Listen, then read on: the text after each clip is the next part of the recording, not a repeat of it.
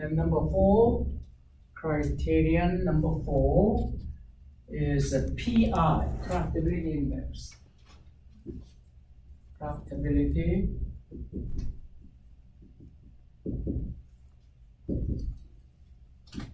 and 5, IRR, internal rate of return.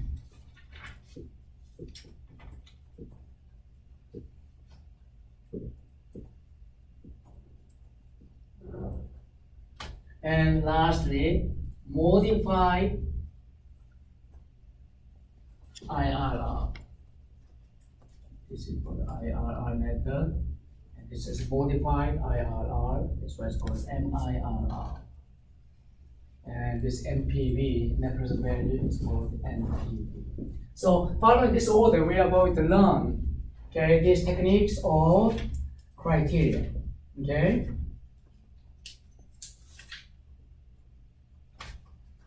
Now we are going to compute one by one. Payback method, payback period, payback method. Let's define what payback is. Payback, time to be taken until you get your initial outlay back. Initial outlay is 62,680, right? Initial outlay, that is initial expenditure. The money needed for a project to be undertaken. So whatever amount needed for many different projects, would you prefer a project that seemingly let you get the money back over a short period of time or long period of time? Short. The shorter the better, right? Why you call it the shorter the better? Because the shorter is less risky. Sure. So we already defined what the payback is. And you already know that, okay, how to use with this payback period, the shorter one. So you're comparing two different projects, A and B, both requires or both have the same initial outlay, right? First one has payback period 3 years, the other one 3.5 years. Then sure, 3 years should be called better because over a shorter period of time, you can get your money back, okay? So let's compute that. What is the payback period of this one? 0 divided by 1. Like the 0 times 0 divided by Exactly. the first one. Yeah, so by the end of year 3, it's going to retrieve for you over $72,000, isn't it? However, we are looking for exact point in time where exact this amount is fully recovered, isn't it? Therefore, that should be between year 2 and year 3, isn't it? So by the end of year 2, how much money will you have retrieved? That is a double of this, therefore 48,496, isn't it? By the end of year 2, right?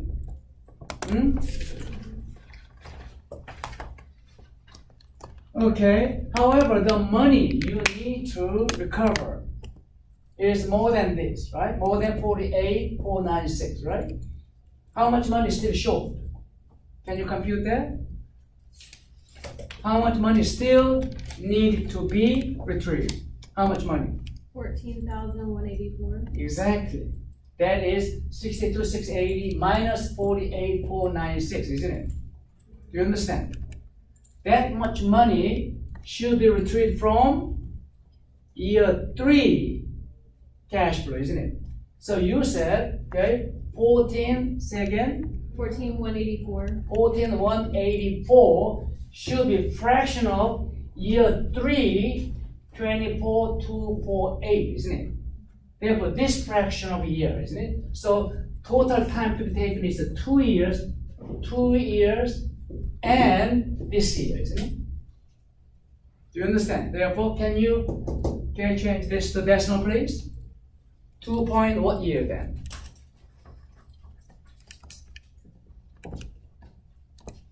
58.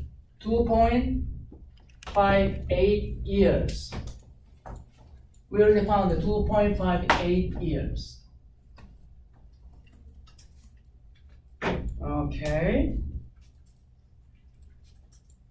That means, yes, in 2.58 years, the money spent for this project will be recovered.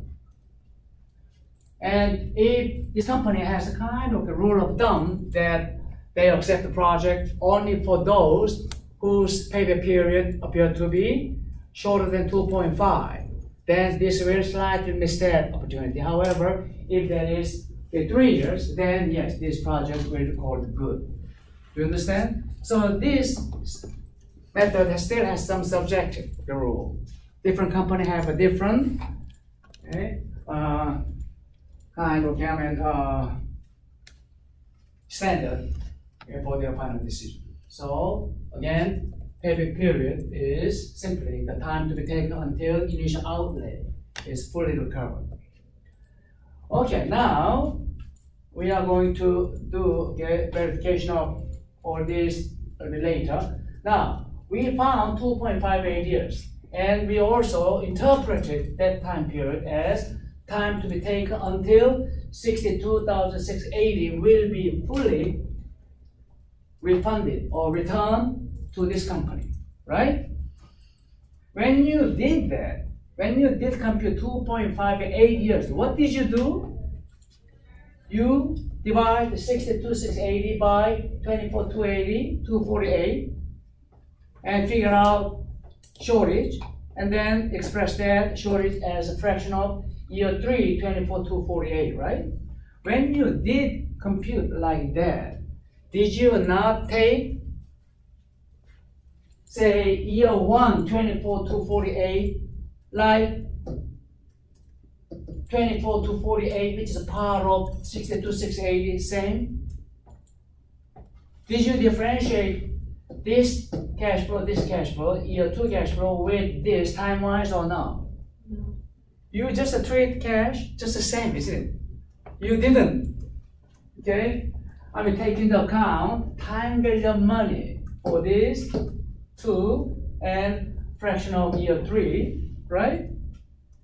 That is not scientific. We are talking about the valuation of this project, okay? True economic value, whether it is really good or bad. But not incorporating time value of money, that is absurd, isn't it? So this is really, okay, crude method. We can call it a naive method, okay? So you need to you try to get more scientific. That is now discounted payback period. Instead of going by this nominal value, you just go by discounted cash flow. So it sounds like to compute discounted payback period, you have to have discounted cash flow, isn't it? Instead of CF, you have to have this DCF, discounted cash flow, right? To compute discounted cash flow, don't you have to know what the discount rate is? So for this example, let's see what the discount rate is. Discount rate for this is, where is discount rate? Discount rate is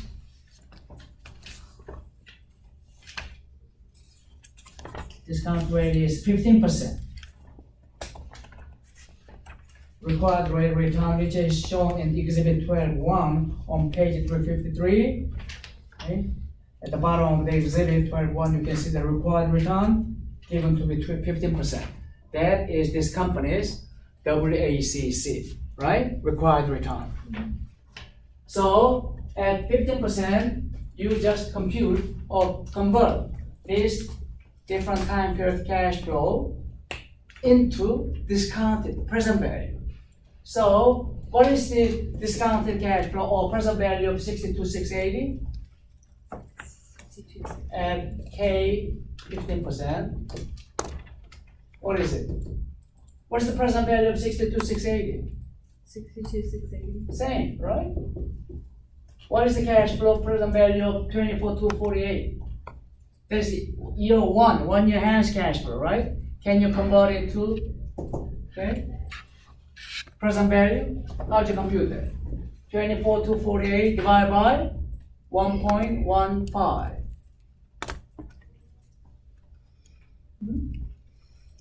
Correct?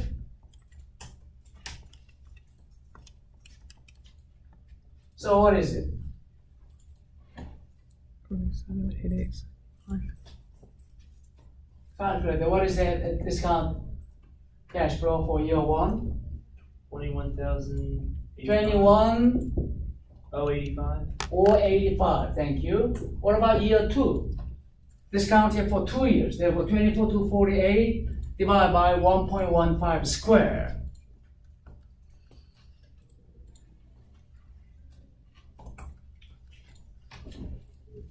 If you want, you can use PV function if you want. Keep changing NPER from 1 to 5, right? Then what is it? What I'm saying is you put cursor here and then you enter equal and PV and open the parentheses, okay? NPER, therefore 2, comma. Do you understand that? Okay, PMT 0 and FV 24 to 48 in negative number and close the parentheses. And what is it? 18,334. 334, thank you. That is present value of year 2, 24,248. Now year 3, change that NPR to 3.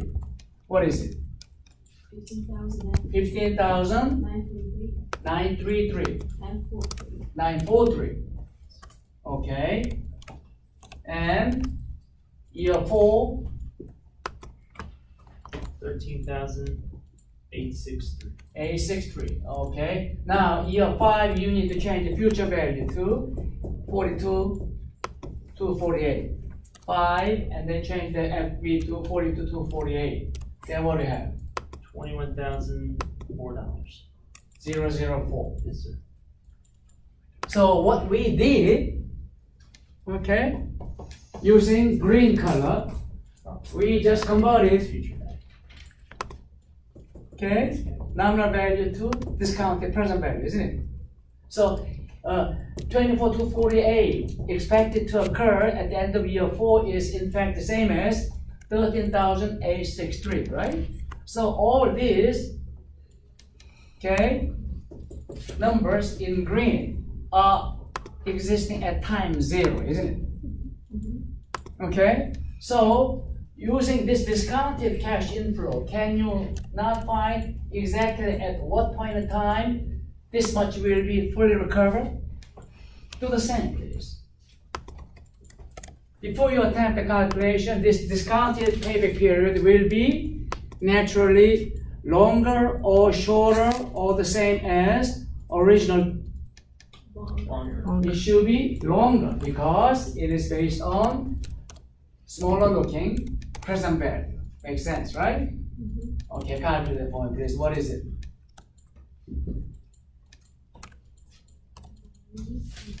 You do the same thing. By the end of year 2, you recover in total what? For 39,419, right? Still how much money short? 23. Oh, is that right? Then I think it takes longer than 3 years, I think. By the end of year 3, then in total how much money? That is 40, 39, and 54. Yeah, so it should take at least 3 years, right? So 3 point, okay? It is longer than 3 years, but shorter than 4 years. So it should be between 3 and 4. Can you find that point? That is by the end of year 3, how much money will you have recovered? You add them up. That is 12, 9, okay, 9, 12, 9, 12, 16, and 3, 6, 4, 5, and 55, 362 by the end of year 3. Is that correct? Is my calculation correct? Yeah. And then how much short? 62, 680 minus this. Therefore, 62, 680 minus, that is 7,318 short. That should be coming from year 4, 13, 8, 6, 3, right? So time-wise, okay, 3 years and this fraction of a year, isn't it? Make sense? We are doing the same thing, just based on present values. So what is this fraction in decimal? 7318 divided by 13863. So 3.48 something.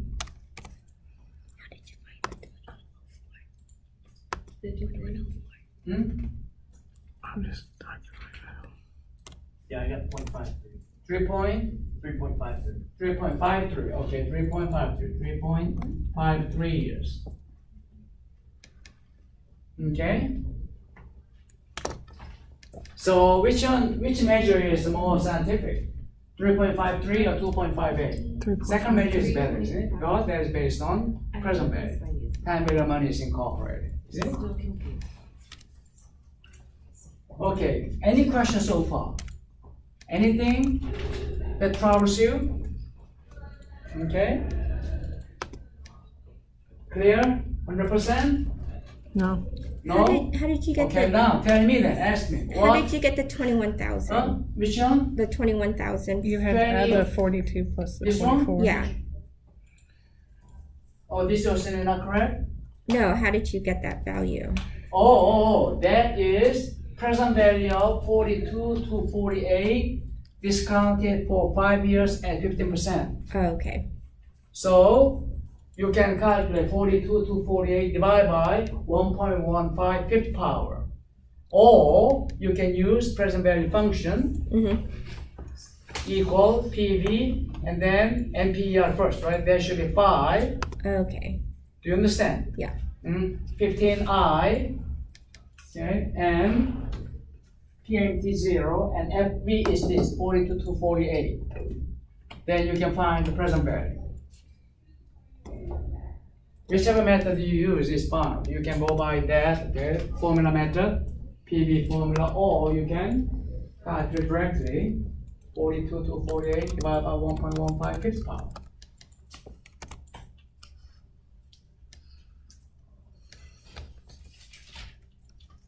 Okay. I was asking you all about 3.53. You all have 100% clear understanding of this, how to compute this, 3.53 years? Okay, good.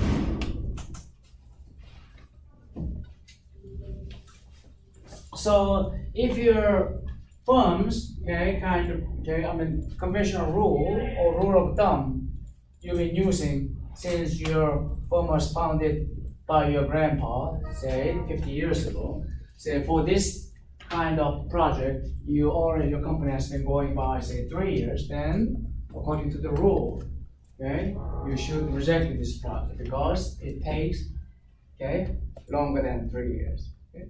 But again, okay, that is still subjectivity involved. Now, let's try to be a little more scientific. NPV, net present value. Everybody knows present value, what the present value is. NPV. Look at this, look. Everybody look at this. What would you call this one? In this big oval, what do you have? Present value. What do you have? This big circle, like a sack, okay, enclosed what? Present value cash. True amount of money to be generated from this project, isn't it? Isn't it? It's a present value. So you add them up, that's a true present value, isn't it? To make in total this much money, this large set, how much money did you have to give up today? 62,008. Then can you not find the difference between these? Yes. What's the difference? That is called the net gain or NPV. It's the present value but net of initial outlay. Make sense to you? The sum of present value of each periodic cash inflow net of initial outlay. What is NPV then? So NPV formula, if you want formula, even though you will be using to verify just the built-in function, NPV is conceptually is this: present value of cash inflows minus initial outlay. That is NPV. Right? Makes sense, right? This set is present value cash inflow, from which you subtract initial outlay. That is called NPV. Okay?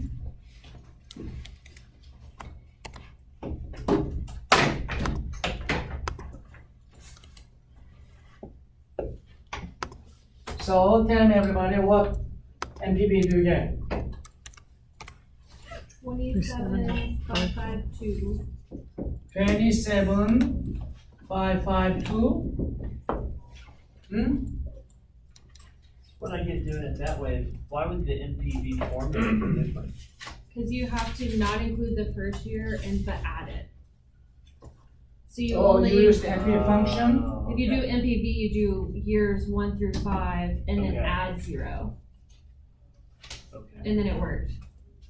thank you. We'll add the year 0. That makes sense. Sounds like you've been verifying your Excel function already, right? That's good. Okay. You are so smart, so you jump ahead of the teacher. Add it after. Okay. So 27,552. Now, what's the meaning of this? 27,552. That's your return. That's like the money you get outside of what you invested. That is true benefit of undertaking this project. Counted in dollars. You are managing your company to maximize your percentage return or to maximize dollar-wise profit. Dollar-wise profit, isn't it? NPV.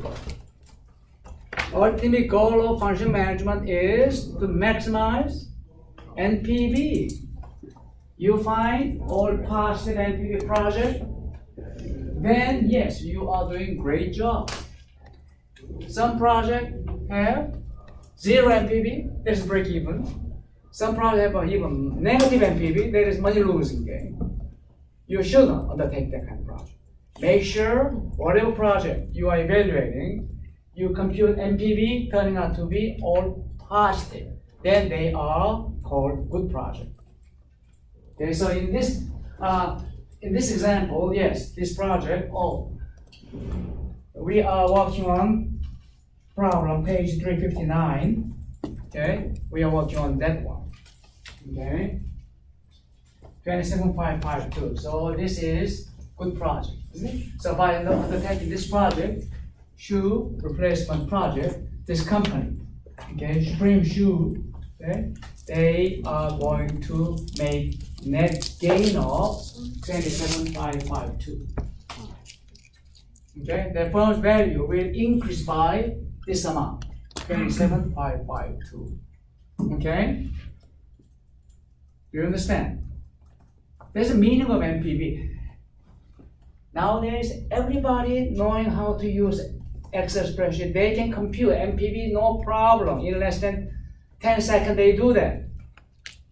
However, you should be those, okay, who compute like that, okay, being able to understand what it means. Okay?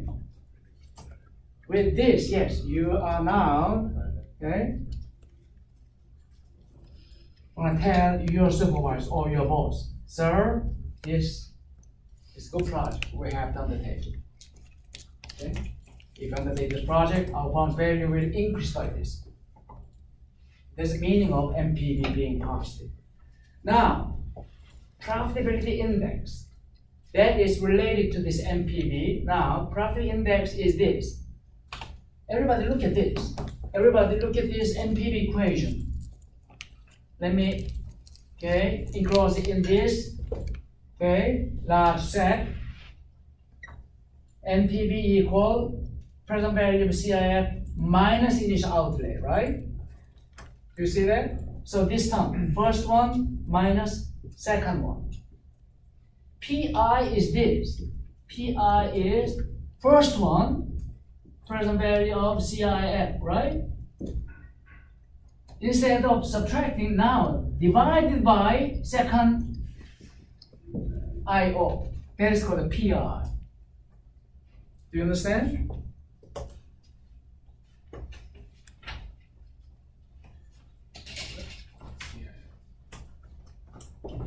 PI is present value of CIF divided by initial outlay. Okay? CIF is cash inflow. Yeah, cash inflow, yes. So cash inflow is this set.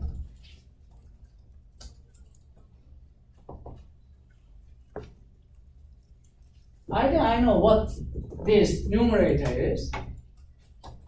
I think everybody calculate this, right? But I know what that is. Even I didn't calculate this, but I know that this initial outlay is, okay, it's given the 62,680, right? And I know what this is. That is 62,680 plus 27,552. Isn't it? Isn't it the same as this green set?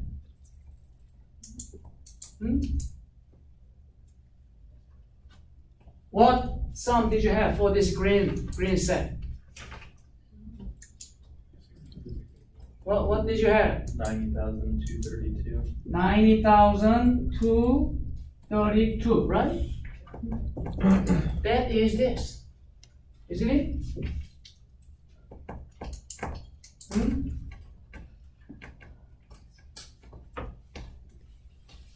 PI is, look at this, NPV is the difference between present value of cash inflow and initial outlay, right? Difference. Now we are, with PI, expressing the difference this way. We are dividing this set by initial outlay. Do you understand? Instead of finding dollar-wise difference, we are expressing, okay, this set that is a true economic worth of all the money that will be generated for this project, right? Divided by initial outlay.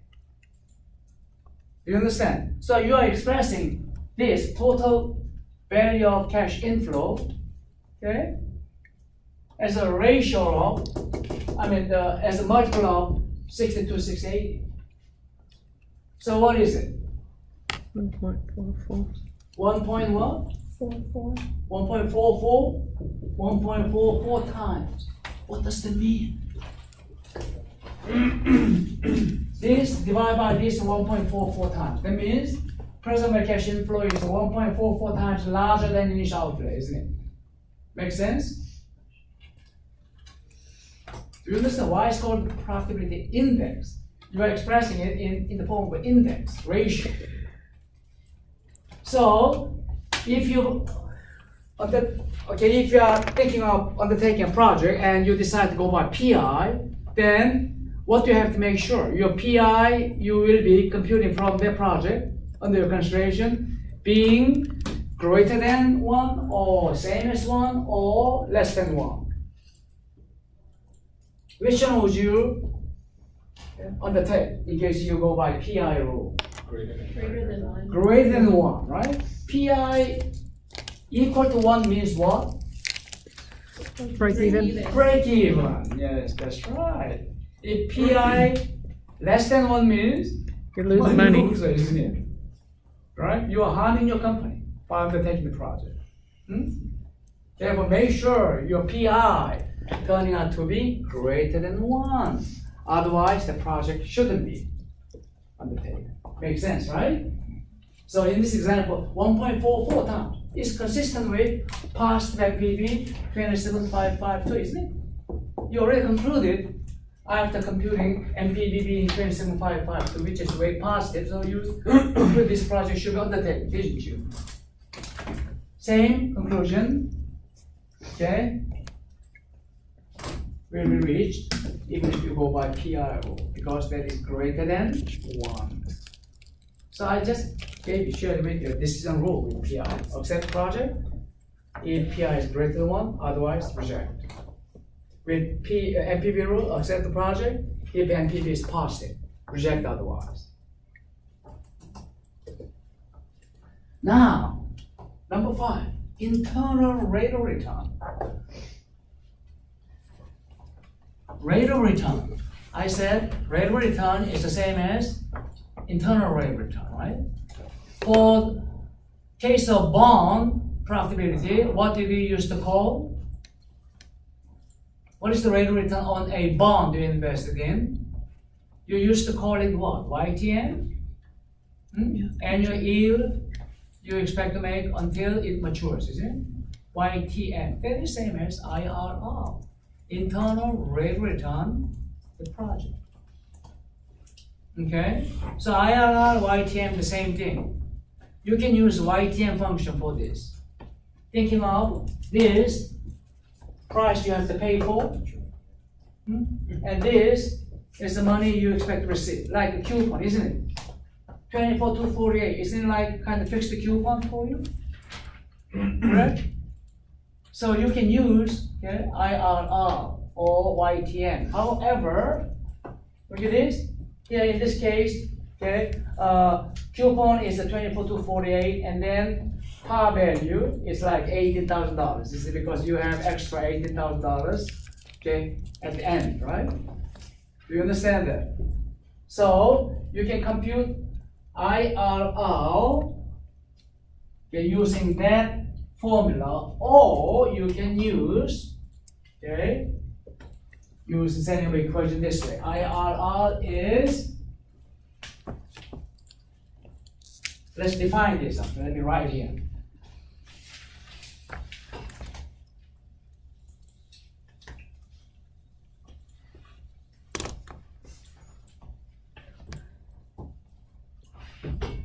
IRR is the discount rate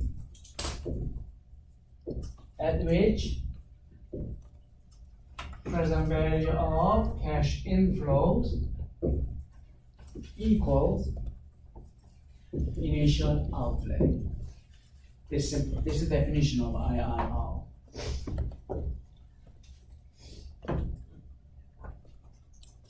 Write it, okay, like I did. Actually, I did explain this already previously when I was lecturing on time value of money, but let me lecture one more time. I have kind of pain on my knee, so let me sit here. And everybody look at this example. 1 year project. Okay?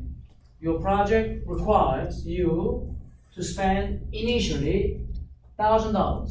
You spend $1,000. I put in a negative sign because that is cash outflow. Okay? Minus sign means cash expenditure. You have to spend it, cash outflow.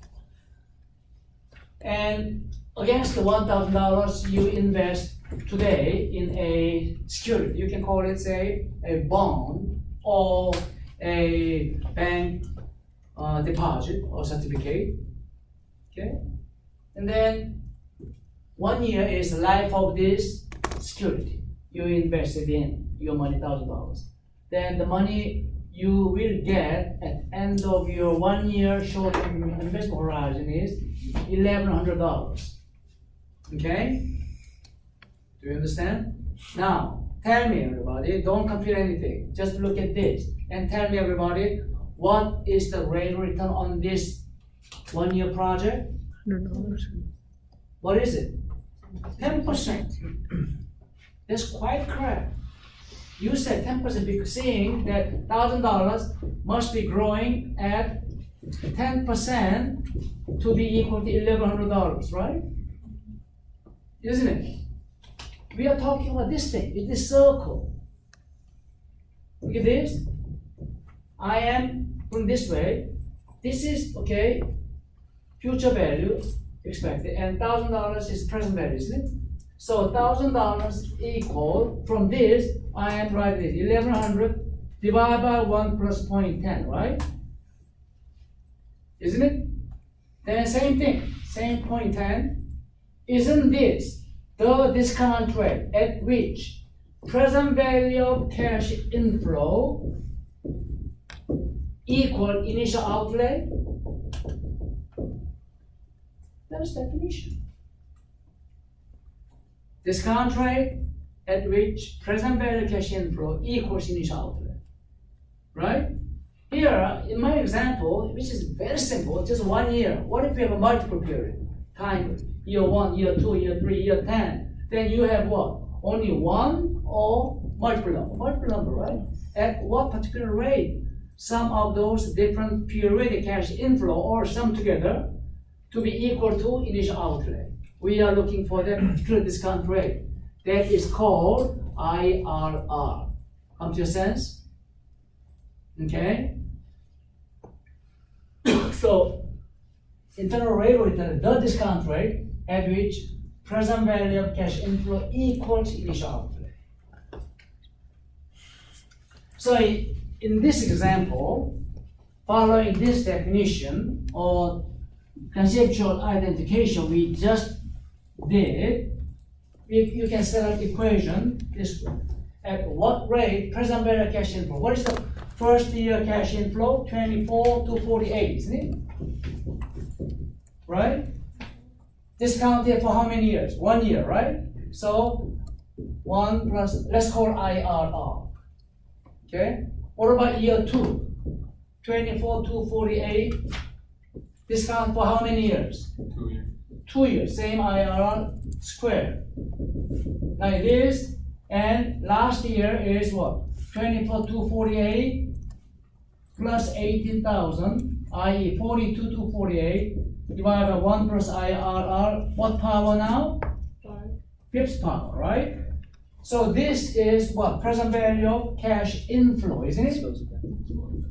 Present value of CIF, right? 1, 2, 3, 4, 5 different cash inflow, right? All present value. At what rate is IRR this equal to present initial outlay 62, 680? You are solving this equation. You understand? So solving this equation is not as easy as the first one single period, isn't it? That's why you have to rely on calculator or Excel. You cannot compute manually this kind of very complex looking polynomial equation. Okay? Because its power is as high as fifth power. But again, you have to understand what that means. We are looking for a particular discount rate at which present value of cash inflow, initial outlay.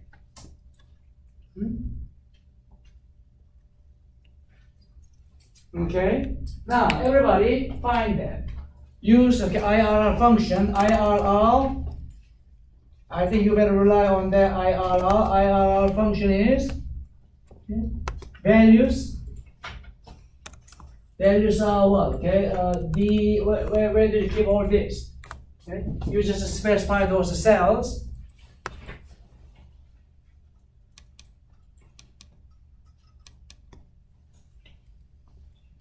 IRR equals IRR and open parentheses, and cash inflows are what? Okay, from this cell to this cell.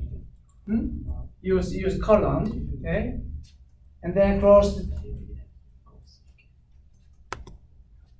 Okay, and then what do you find?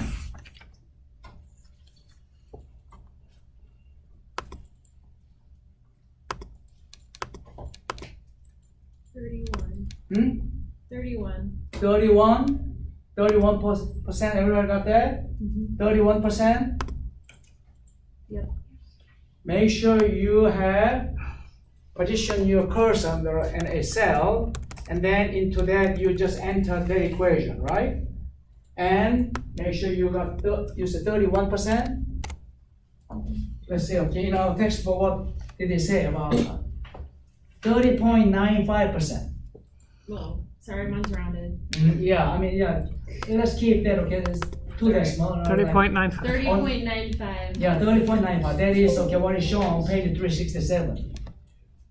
page 367, IRR, calculate to be 30.95 using their IRR function. Yeah. 30.95%. So IRR has been found 30.95%. Now, what is internal rate of return? That is the rate of return, right? That is inherent, its own, okay, innate rate of return, isn't it? This project is this profitable to give you this high rate of return, 30.95%.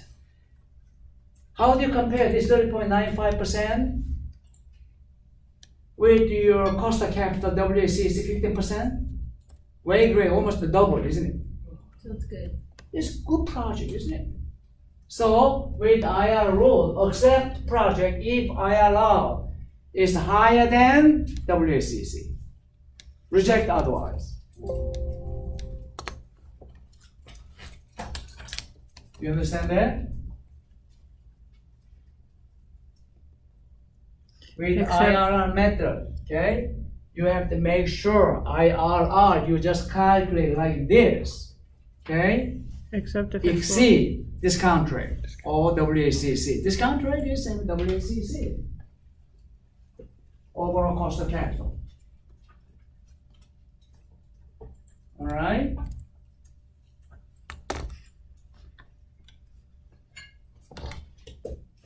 Okay. Now, among this, except for this modified IRR, we cover so far 1 through 5 different method or criteria, right? Which one is most loved by those people in industry? IRR. We still have ongoing big love affair with IRR. We tend to, we like to express, okay, profitability in percentage. Okay. However, IRR does have some problems. There's something you have to know. Problems with IRR or weakness of IRR.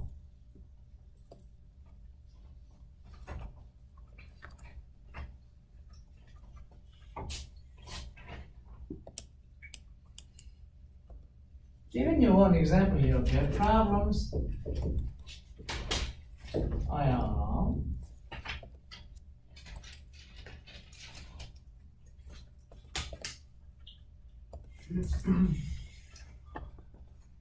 Let's compare this project X and project Y. Both project, very simple, 1 year project, very short, okay? Time 0 and time 1. Just 1 year project. And project X requires $100,000. And then with that much money, $100,000,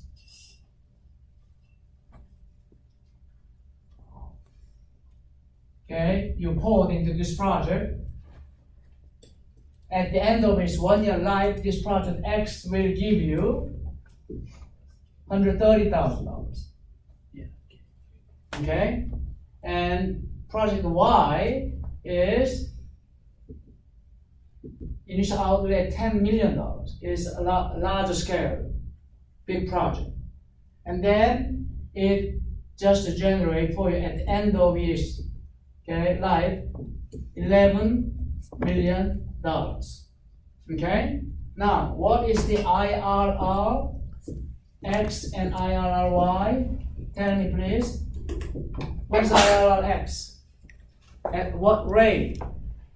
Cash inflow from X equal initial outlay, 100,000. What is it?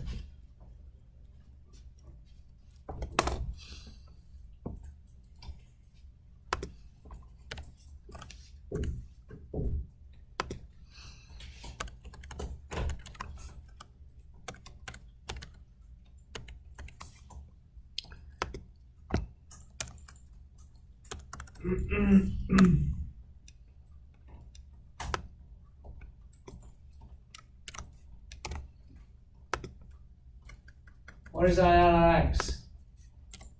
30. 30%. Isn't it? You spend $100,000 to make $130,000 in 1 year. So what is the rate of return? 30%, isn't it? That is this project X own inherent rate of return, isn't it? IRR, internal rate of return, 30%. What is the IRR of the other project Y? 10 years. 10%. I'm gonna say then, since project X has a 3 times more profitable, I'm gonna say project X should be undertaken while project Y is not undertaken. Which one is truly better? Are you doing your investment capital budgeting so that you maximize percentage return, or you maximize dollarized gain? Dollarized gain, isn't it? Project Y spending, tell me what's the net gain? $1 million, isn't it? Yeah. $1 million in 1 year, so you can discount it as a discount rate. Or what is the, let's assume just 1 year, so discount rate just 0%. Then net gain of product Y is 1 million. Net gain of product Y X is 300,000, 0.3 million, which is better. Y is better, isn't it? Do you understand? This is the pitfall of this IRR rule. You go by higher looking profitability, IRR. However, you may fall into this kind of trap. Do you understand? You will be misled by this inherent weakness or problem of IRR rule itself to pick wrong project. Do you understand? Therefore, there's a need for modification. I'm just trying to tell you, okay, why, okay, we need to learn MIRR.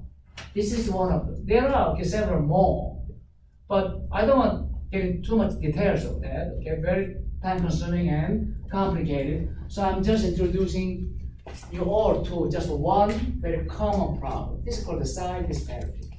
Whenever 2 different projects appear to be very disparate, very different in size of initial outlay, then IRR rule simply cannot, okay, function correctly. Cannot provide you correct decision rule. You understand? Therefore, then what is the rule? Then what should you do? Don't use IRR rule. Okay? Don't use percentage rate of return. Go by MPV rule. MPV rule is the only method that is 100% free of any problem whatsoever. MPV rule is the best method.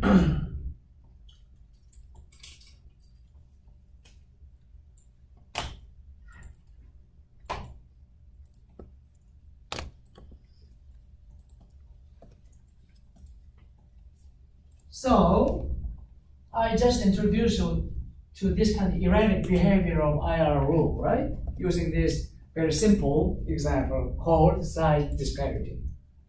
Then you may still wonder, okay, then what is causing this erratic behavior? What is kind of,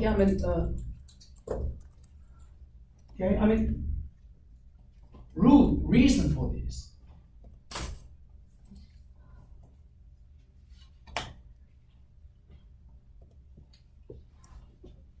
So, project A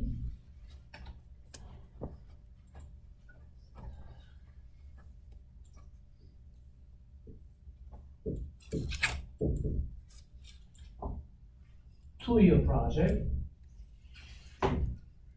and project B, same 2-year project.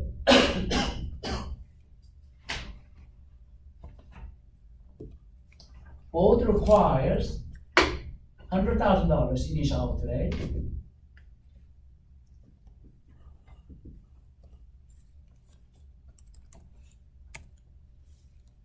Okay.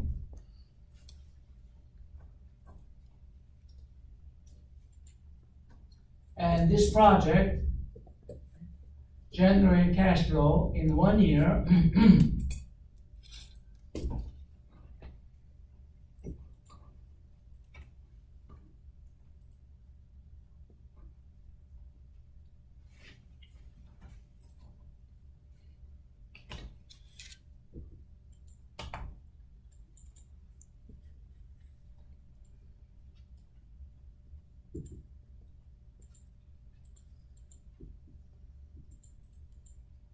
Okay. Everybody compute using your Excel spreadsheet. Okay. IRR A and IRR B, please.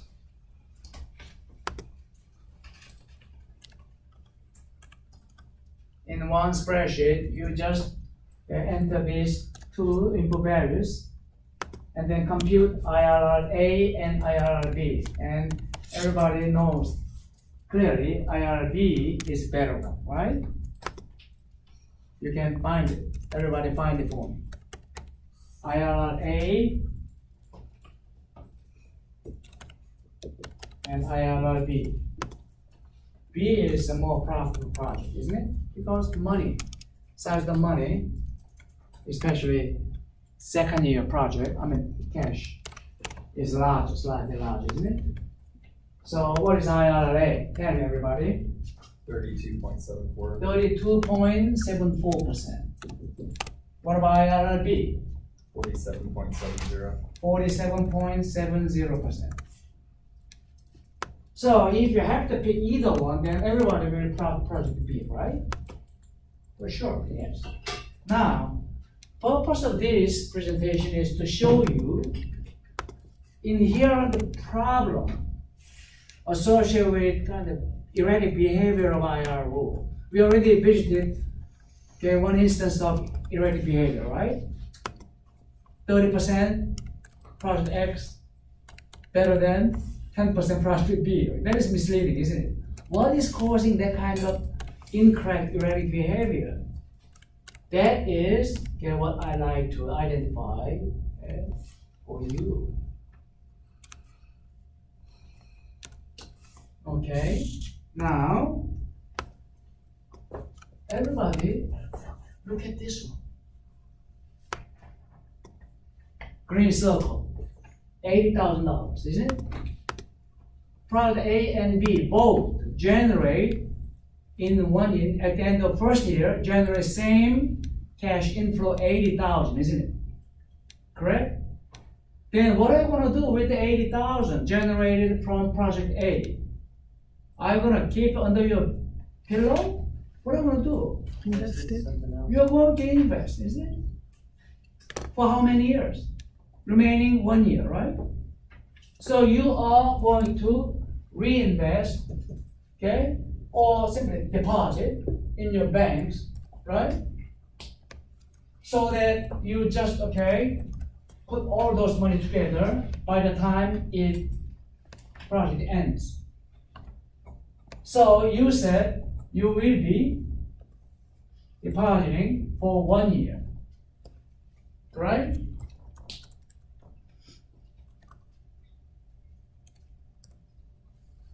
Okay.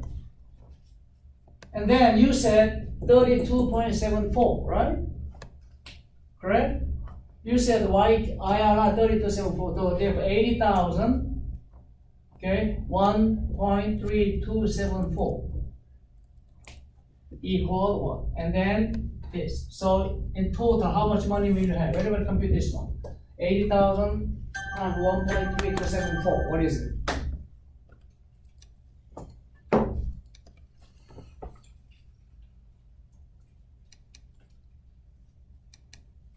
The 109,920. So together, that is 109,920. 920. So total money you will have eventually at the end of this project is 179,920. Correct? That's the total money you will end up with, isn't it? Year 2 cash inflow 70,000, and this is year 1 cash flow deposited at 32.74%. Right, therefore in total, ultimately you will end up with 179,920, right? Correct? Are you with me? You should be with me, okay? Otherwise, tell me you are not. Are you all with me now? Now do the same with this one. Project B, you receive same 80,000 that will be reinvested at its own YTM 1 plus 0.8 4770. Then 1.477 equal what? What is it? 118,160. 118. 160. 160. Therefore, in total, at the termination of this project, you have what? In total, 18,160, correct? Do you understand? Okay, now, so we figured ultimately you end up with 179,920 from project 1, project A. And ultimately from project B, you end up with making 218,160, right? We can verify that. So, project A, to make ultimately 179,920, 2 years ago, how much money did you spend? 100,000, isn't it? Therefore, 100,000 2 years ago is like, have grown to 179,920, isn't it? Do you understand? So 100,000 you spend or you put into project A, grown at this rate for 2 years to be equal to 179,920. What is IRR? Solve this one. IRR is what? IRR is 179,920 over 100,000. Take the square root of it minus 1, isn't it? Let's solve it mathematically. What is it?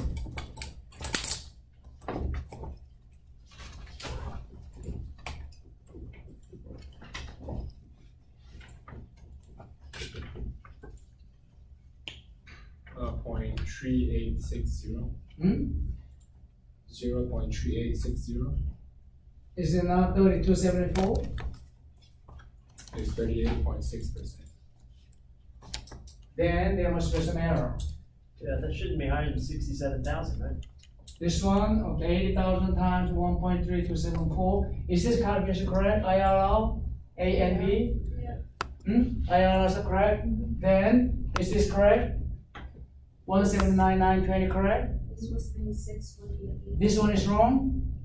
109, See, I got 920 106. plus the 70,000. I got 106. I got 106, 188 off Oh, of the this one is wrong. Okay, 80,000. 10, not 109. Okay, so what is the correct figure? Then 10, I got 106, 106, 189, 9. 189. 106, 189. Okay, 106, 189. Then the If you sum round should up. be Oh. 176, 189, right? Correct? Then everybody, okay, it's okay. 176, 189, 176, 189. Then what is it? Then correct? Yeah. Okay.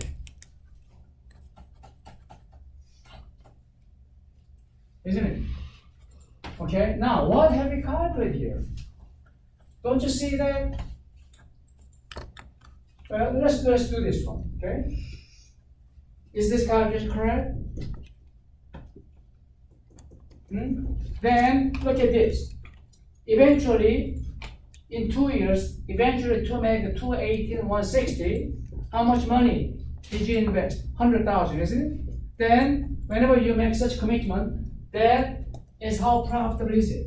100,000 is growing at, let's say, IRR B for 2 years to be equal to 218,160, right? Then what is IRR B?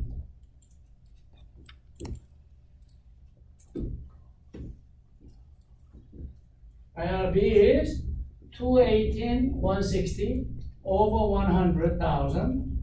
Take a square root of it minus 1. That should be 47.70%. You can verify that with your calculation.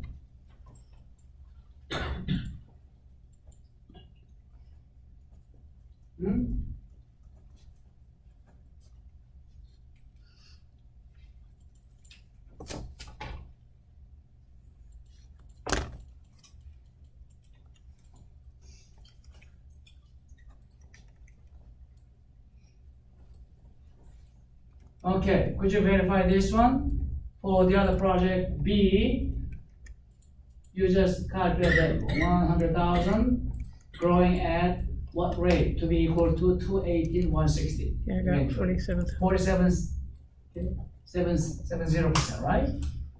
Correct? So, what, by the way, what are these? 3274. That is, isn't that IRR you already calculated? Isn't it? You understand? What about this one? 100,000 growing at what rate to be equal to eventually 218, 160? 47.70, isn't it? There's IRR, isn't it? Now we have a problem here. You reinvested this 80,000 from project A at 32.74%, right? Correct? And then you got this and add them up, and then you, okay, contrast that to 100,000, and then you found 3274, isn't it? So IRR itself is used as what? Reinvestment rate, isn't it? What about this one? You have the same thing, and then we found that 4770, which is IRR itself. IRR is reinvestment rate, isn't it? Look, you say you undertake this project A and B both, okay? And then you are now, okay, 1 year elapsed. So at the end of year one, you have $80,000 from project A in your left pocket. And same amount, $80,000 from project B in your right pocket. You didn't mix them up, okay? You just keep in two separate pockets, okay? Left one from project A, right pocket from project B, right? Same amount, 80,000, and you go to bank, and you just speak to your, okay, bank officer, okay? Sir, this $80,000 from project A, which is as profitable as 32.74, so it should be deposited at 32.74%. While this one is from project B, so it needs to be reinvested at 47.70%. How does it sound to you? You kept the same 80,000 to deposit at bank, and are you gonna demand different deposit rate for, okay, same 80,000 from two different projects? Sounds weird, isn't it? Deposit reinvestment will be at what rate? Market determined rate, called WC discount rate. Discount rate, or growth rate or compound rate, isn't it? Do you understand? So that is the problem. That is the inherent problem that causes this kind of erratic behavioral IRR rule. In other words, internal cash flow like this will be, this rule implicitly assumes that all this internal cash flow will be automatically reinvested at IRR itself. That is wrong. Do you understand that? That is the main flaw with this IRR method. Reinvestment rate assumption, which is false. Do you understand? That false implicit assumption, okay, underlying this method, okay, it caused a lot of problem with this use of IRR method. That's why, okay, the correct method should be NPV rule. But problem is, still, a lot larger number of people still, okay, embrace this method because it's easier to understand. It's in percent rate of return. However, it does have this kind of inherent weakness. In other words, false reinvestment rate assumption. It falsely assumes that all this internal cash flow will be reinvested at IRR itself. Reinvestment rate should be just one rate, isn't it? If you are taking, say, $80,000 from 10 different projects, are you going to demand all these 10 different $80,000 all reinvest at all 10 different rates? There's no such thing, right? There's only one rate. Do you understand? Therefore, multiplication for this force assumption-based IRR method will be modified such that that force T be eradicated. How? You reinvest those internal cash flow at not at IRR but at market discount rate. Do you understand? That is how you should modify. All right. So now back to this example. Let's modify it. How?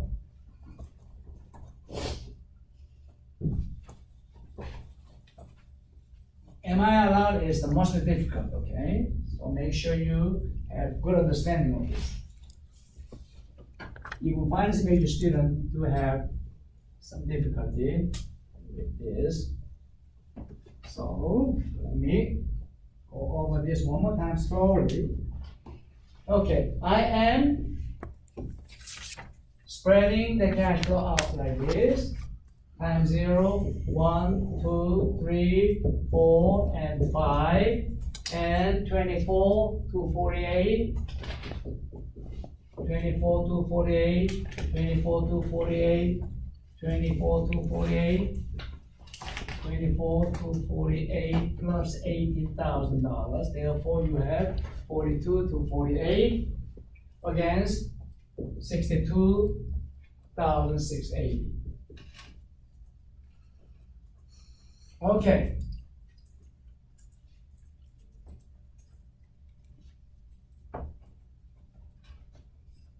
So, how many internal cash flow you have? 1, 2, 3, 4, right? 4 internal cash flow. They need to be reinvested, right? At what rate? IRR of, what is IRR? What is IRR of this project you said? 30.95. 30.95%. That is wrong, right? You cannot, allow those internal cash flow to be reinvested at IRR itself. Instead, it should be reinvested at correct market rate. That is WACC, which is 15%. That is for this company. So 24, let me change the color, change the marker here, this one. 24 to 48 at the end of year 1, taken to the bank and reinvested at what rate? 24 to 48 will be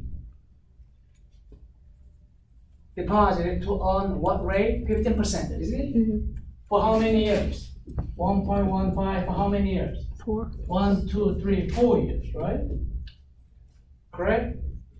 What about at the end of year 2, 24 to 48? That will be reinvested at the same 3. discount rate 50% or compound rate 50% for 3 years. And this one, 24 to 48, 1.15 second. And this one, 24 to 48, 1.15 first power. And this one, 42 to 48, 1.15 zero power, right? So that is same as 42 to 48. And everybody compute all this.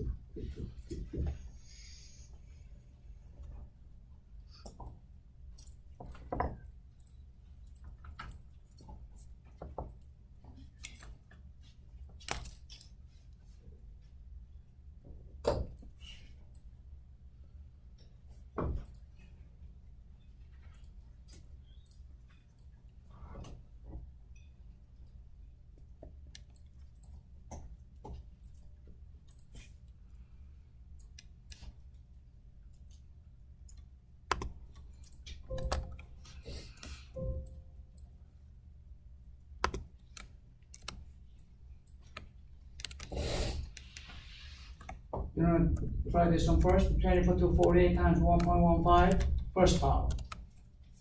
you can use formula, or you can use formula future value, or you just, okay, calculate this mathematically. 22.1.15, first power, second power, third power, fourth power, like this. Now tell me, what is this? First one is what? 27,884. 37, 1.15. First power is 27,884. 884, thank you. And Point one. second one, square. Oh no, sorry, I think I calculated wrongly. Oh, really? Okay. I need a second for every calculation. 24 to 48 times 1.15, what is it? 27,885. Then it's 7,000. 27,885. 885, okay, second one, square. 3206. Yeah. 32068. 32, 068 is what? 46, 068. 068, okay. Third one, cube. 1.15 cube times 24 to 48. I got 36,878. 36, 8, 78. 7, 8, and 1.15 fourth power, 42, 409. huh? 42, 42, 409. 409. Would it be 409 or 10 because it rounds? Huh? It'd be 10 because it's actually 0.9. So it's 42,409.9, so it'd actually be Okay. 10. Oh, 410, okay, that wouldn't make a huge difference. Okay, let's say 410 then. Okay. So everybody knows clearly what we did so far, right? We just calculated future value of 5 different arrowhead, each arrowhead being compounded or reinvested value of 15%. periodic cash inflow for the remaining time period, isn't it? Do you understand? In other words, you just pull all those, okay, money generated, okay, to what? Terminal point, isn't it? You just gather all the money at this point in time. It's like kind of a money depot where you collected all those different time period generated cash flow, right? After compounding for different time period. Do you understand? So what's the total sum you have then? That is this, isn't it? Find the sum. What is the money you will have ultimately at the end of or at the termination of this project? There is sum of this, 5 different numbers. What is it? I got 181,489. 181, 489. 489. So ultimately in 5 years, ultimately to have 181, 489, you spent 5 years ago 62, 680, right? Then your initial investment 62, 680 must have grown for 5 years at a rate to be equal to eventually 181, 489. Are you with me? Then what's the rate? 62, 680, eventually growing at what rate? That is called MIRR for 5 years to be equal to 181, 489. Solve this. Do you understand? You are solving this equation, MIRR, modified already, isn't it? Modified for the false IRR, right? Instead of IRR, you reinvest it at WACC. So I'll find this one. 23.69. 22.69%. 23. 23.69%. That is a modified IRR. Let's see what calculation is done in our book. Okay, 23.69. Yeah, that's correct. 23.69 on page 370 at the bottom. MIRR. You can use this kind of function, MIRR, on page 371. Do you understand? whichever method you use, okay, is all right. Key is whether you understand conceptually what you are doing, what each of these kind of Excel function do compute for you. That is more important. You see what I'm saying? Why am I wrong? Can you answer that? Why am I wrong? What if I ask you that kind of essay question? Why am I wrong? What would you say? It's a more accurate representation of the return of your investment. Modify for what?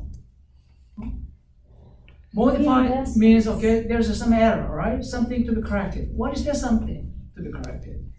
Interest rate. Do you understand? It's kind of, okay, I mean, long story, okay, shortened in this value, 23.69%. But you better understand this kind of, okay, I mean, traditional kind of story from IRR to eventually become MIRR. Do you understand that?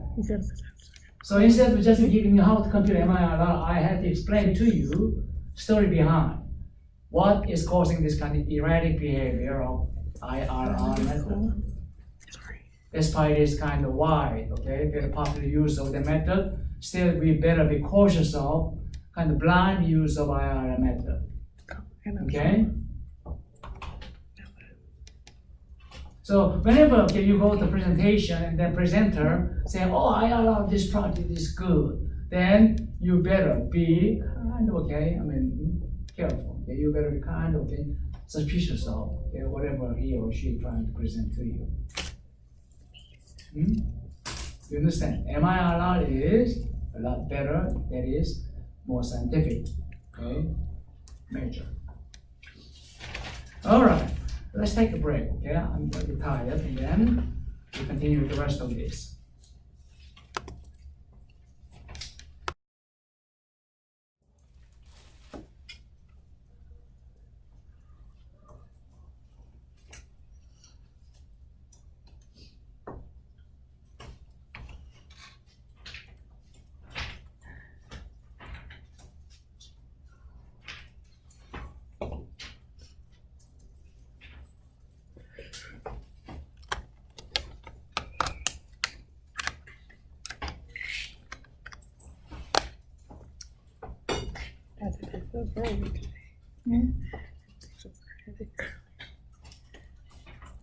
It was bad too. I thought I was gonna get sick. The headache I got earlier today was bad. I thought I was gonna get sick.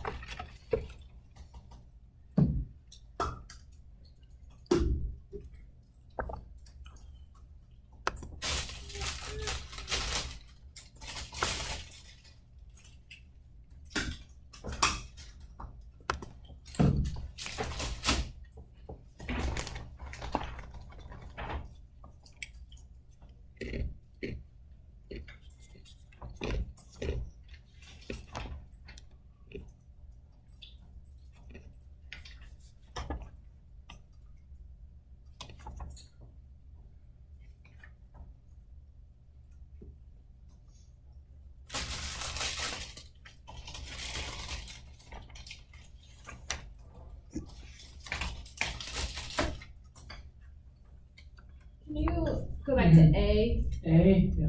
Or, I mean, you can keep it scrolled down, but I, like what A says? Column A. Oh, okay. Yeah, Uh-huh. perfect, thank you.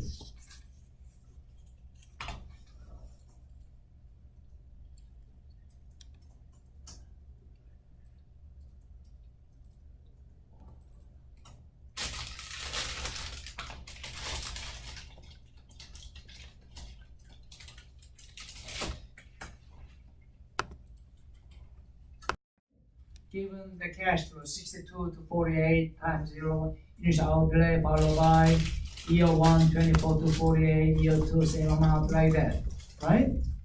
For instance, year 1, cash flow $24,248. How do you know? The cash flow we use to compute, okay? NPV, IRR, those things, right? How do we know that? Don't you think you have to estimate first year 1 cash flow, year 2 cash flow, year 3 cash flow, like that? Cash flow estimation. That estimation process should precede your actual calculation of these different measures, right? That is presented in first half of this chapter 12. Many of the finance textbook, this estimation part tend to be presented in the later part, next chapter like this. However, our textbook covers that first. That is on page 348, estimating cash flows. These are our concepts, okay? Make sure you have a good understanding, otherwise you'll never understand, okay, cell operation. This is purely, okay, conceptual. When you compute NPV IRR to make ultimate decision as to whether this project should be undertaken or not, that is your key decision, isn't it? You are the one who should make the decision, right?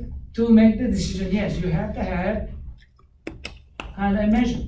Maybe, okay, using NPV. NPV, we calculate to be what, 23,000 something, right? That is based on those periodic cash inflow, right? How do you know 62,248, 62,680 is called initial outlay? Don't you think it needs to be estimated too? For whatever project, okay, you are thinking of undertaking, you have to estimate how much money you need. So you need to estimate initial outlay, followed by your estimation of periodic cash flow, right? Year 1 through year 5, and lastly, terminal cash flow. If there's any cash flow occurring at the termination of this project. So cash flow can be classified into 3. Initial time zero cash flow is called initial outlay. Top 2 is periodic cash flow. You can call it interim cash flow. Year 1 through year 5, interim or period cash flow. And at the end, it means at the end of year 5, okay, some project may result in some, okay, residual cash flow. That's called the terminal cash flow. There is additional cash flow occurring at the termination of this project. So cash flow estimation will be done, okay, for those 3 different segments of cash flow. Whichever segment, okay, cash flow you try to estimate, that cash flow should be estimated, number 1 on page 348, incremental after-tax basis. So cash flow should be after-tax incremental cash flow. After-tax is easy. We are trying to make an ultimate call or judgment, final judgment, whether this project is really good or bad, right? If it's good, you should accept it. Otherwise, reject it, isn't it? When you do that, you are trying to, okay, figure out, true acceptability, true goodness of those projects. That determination of true goodness, it should be based on before tax or after tax. Just think. It should be after tax, isn't it? Before tax is meaningless, isn't it? Your ultimate decision whether to accept or reject the project should be based on after tax cash flow, isn't it? That's easy to understand. The other is the incremental basis. You are trying to replace kind of old assembly line with a new machine. That is replacement of the old machine with a new, more technological, more efficient machine. Or the machine may be still producing or generating some cash flow, isn't it? You are scrapping it out, and then you are installing new one, isn't it? So existing old machine, it's like old horse, still making some money for you year by year, say $10,000. However, if you replace that with really fresh machine, it's going to generate 100,000. Then when you determined by using, say, by computing NPV.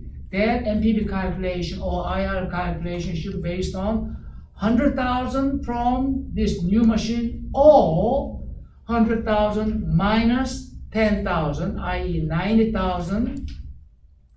Which one is correct? That should be incremental basis. So by accepting this project, replacing old machinery with the new one, okay, correct period cash flow should be incremental basis. By replacing this old one with the new one, okay, year by year, how much net increase, cash inflow we are going to have. Do you understand? That's the meaning of incremental. Also, when you try to estimate year by year cash flow, some costs are not to be counted. You see on page 348. We should disregard the cash flow that are some costs, right? Some costs are not a factor. What is some cost? Actually, some costs, okay, plural. What are some costs? Costs that are sunk. Whenever something is sunk, your diamond ring, your husband or your boyfriend bought you. Okay, you lately kind of lost a little, so you got leaner, and then somehow, with that, what do you call it, dishwasher, okay, it was kind of slippery, and then it fell off. And then you had no chance to pick it up. It just, sunk and gone to drain. Can you retrieve it? You Yep, can. you take You have to apart the break your sink. house, right? Some cost, sunk, gone ring. Some cost, you incur. That kind of cost could be related to a particular project. However, that costs are not retrievable. Therefore, it shouldn't be counted as cash outflow needed for this project. For instance, a company like, say, Conoco, gas company. Okay? Now you are financial manager of the kind of company, and then you are going to decide whether to accept or reject this project. That project is building huge. What's the name of this kind of thing? This is a C, and this is here's your office building here, and this is a C. And then particular site you found, and you examine economic feasibility, and then now you are examining NPV of this project. You are building this kind of what? A tower or something. What is this called? Offshore what? Gas, Drilling oil, rig. extraction rig. What is this called? What's the name of this? Rig? It's a drilling rig if you're talking about getting oil Oil drilling or rig? gas. Or, Yeah. So this is very costly, isn't it? The thing is this, before you finally decided on this particular project, over the last 5-year period, did you not have to send out, team of those economists, oceanographers, mathematicians, all on board a kind of very expensive chartered vessel, which is equipped with all kinds of sonar, radar, or all those high-tech computer, all those things that are all to be used to determine economic feasibility of many sites they found. They detect deposit of some crude oil, some sulfur, those kind of valuable deposit. But you cannot explore all these things, right? Say you explore, 20 different sites. Among those 20, you pick just one, right? Question is, what about the expense you incur to send out your exploratory vessels on board those vessels, those expensive, economists or oceanographers you have to hire? You incur some expenses, right? Are they related to cash outflow for this project, or are they like some cost? Regardless of whether to pick this particular site or not, you do that kind of thing as routine, business. You are a gas company, so you are always in the hunt or exploration of economically feasible looking site to get drill and the the what do you call it, drill crude oils, extract crude oil. Do you understand? That kind of costs are called sunk costs. So some costs are not part of initial outlay for this project. Some costs are not to be counted. Okay? A commercial bank, they finally decide to open a kind of Edmond branch in downtown city of Edmond. Before they pick that site, over last 3 years, they examine 4 different sites. One in Waterloo area, the other one near to Guthrie, and third one was near to western part of Oklahoma City, May area like this. And finally, they pick Edmond downtown area to open their branch. Then they must have incurred the expense to examine those 3 other competing sites, right? Those are some costs. Do you understand? When you determine how profitable this Edmond downtown branch project should be, you are not going to count those expenses you incurred, to explore other 3 sites, because they are sunk costs. Do you understand that? Financing costs next. To undertake a project, you tend to borrow money, right? Initial outlay, you need to borrow money. Whenever you borrow money, don't you have to pay interest? However, you are not going to include interest expense for capital budgeting. Do you understand? In income statement, yes, don't you know that from EBIT you subtract interest, then you have EBT, and then you calculate tax rate. Interest counts, right? However, for NPV calculation, IR calculation, in other words, when you estimate cash flow, you are not going to include interest expense. Financing costs are not a factor. Then you how come? We borrow money to undertake a project. Then payment of interest is already counted in discounting process. When you compute present value, NPV calculation based on present value, isn't it? To compute present value, don't you have to discount it? So discounting is equivalent to paying interest. Therefore, you discount periodic cash flow and you subtract interest. It's like you are double penalizing, double whammy through profitability of a project. That's why financing costs are not a factor. You understand? Okay. Initial outlay. Initial outlay on page 350.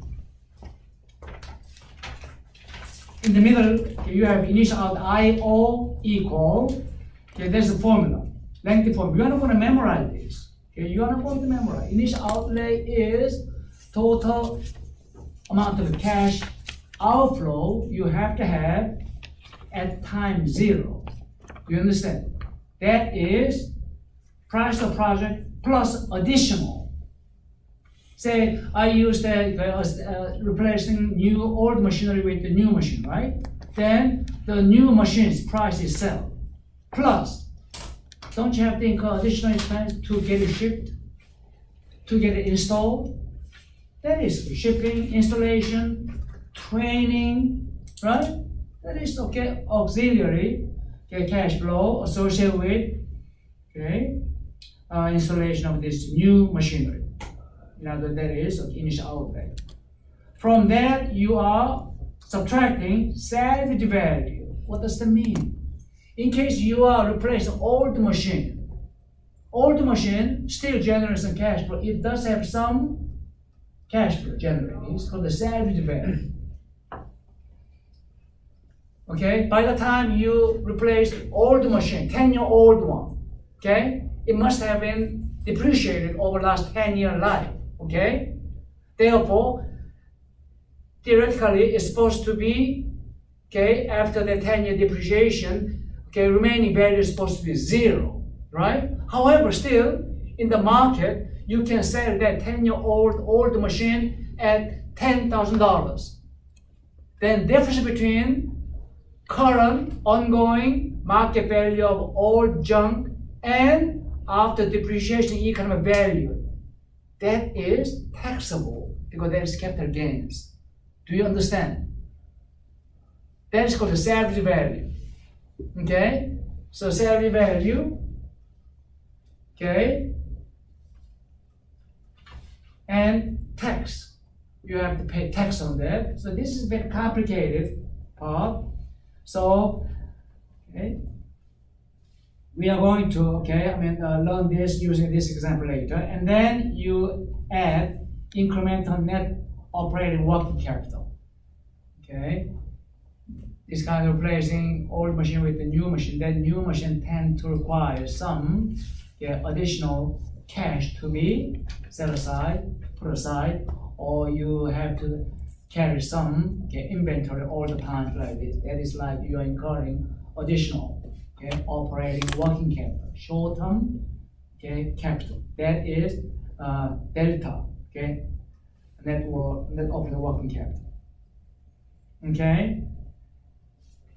All right, and then what about the interim cash flow, periodic cash flow? That is an annual after-tax operating cash flow. That is operating cash flow. I call it periodic cash flow or interim cash flow, or this is year-by-year cash flow from business operation from this particular project.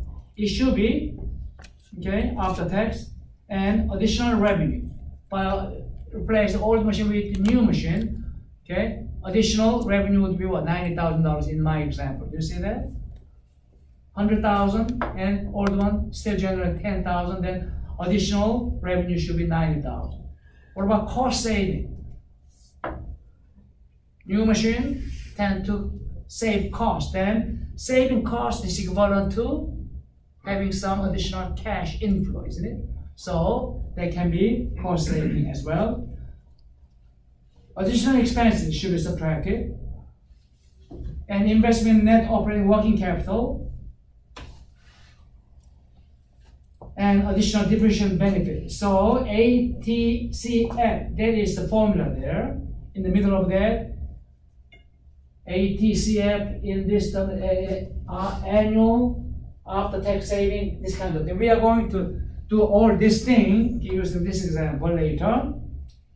Okay, so ATCF, that is after-tax cash flow. That is year-by-year cash flow. That is to be calculated this way. And terminal cash flow, that is in case you have some additional cash flow occurring at the termination of this project. So, you don't have to memorize any of this. And then now, let's move on to page 352, example. Now, example start here. Okay, let's understand what this example is about. Let me read it, okay? The Supreme Shoe Company is considering the purchase of a new, fully automated machine to replace a manually operated one. The machine being replaced, now 5 years old, originally had an expected life of 10 years, is being depreciated using the straight line method from $40,000 down to $0 and can now be sold for $22,000. It takes one person to operate the machine and he earns $29,000 per year in salary and benefit. The annual cost of maintenance and defect on the old machine are $6,000 and $4,000 respectively.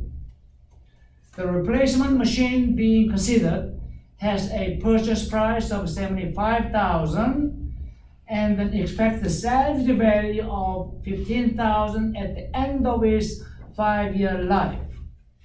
There will also be shipping and installation expense of $6,000.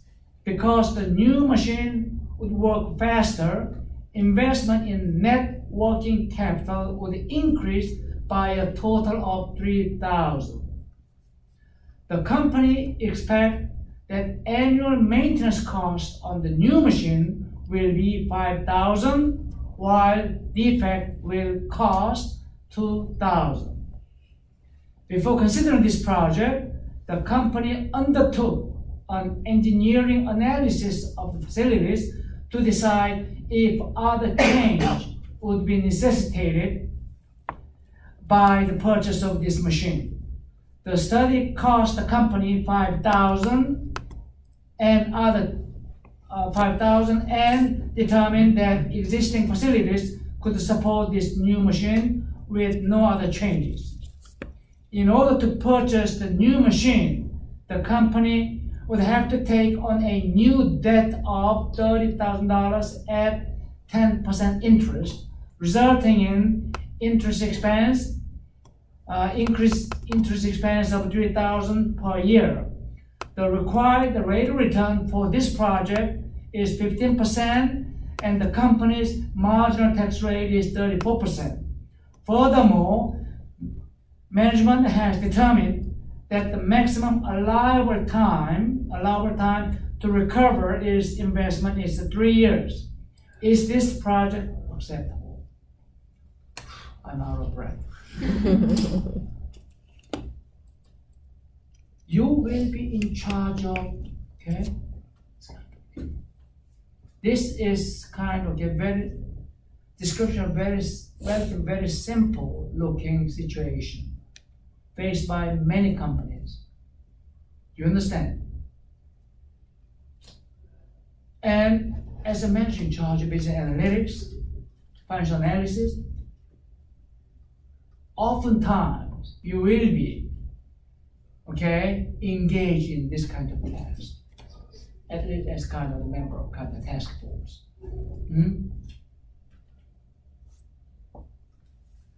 Okay, so compared to what we did so far, this thing, a lot more complicated. This is more time consuming. Conceptually, nothing. I mean, it's not as challenging or demanding as those NPV-IRR like that, reinvestment rate assumption, falsity, or how to modify. They are very theoretical. This one, a lot less theoretical, but you need to be a little more careful. You have to follow this kind of rule. What you have to do with estimation of initial outlay, which one to be included, which to be excluded.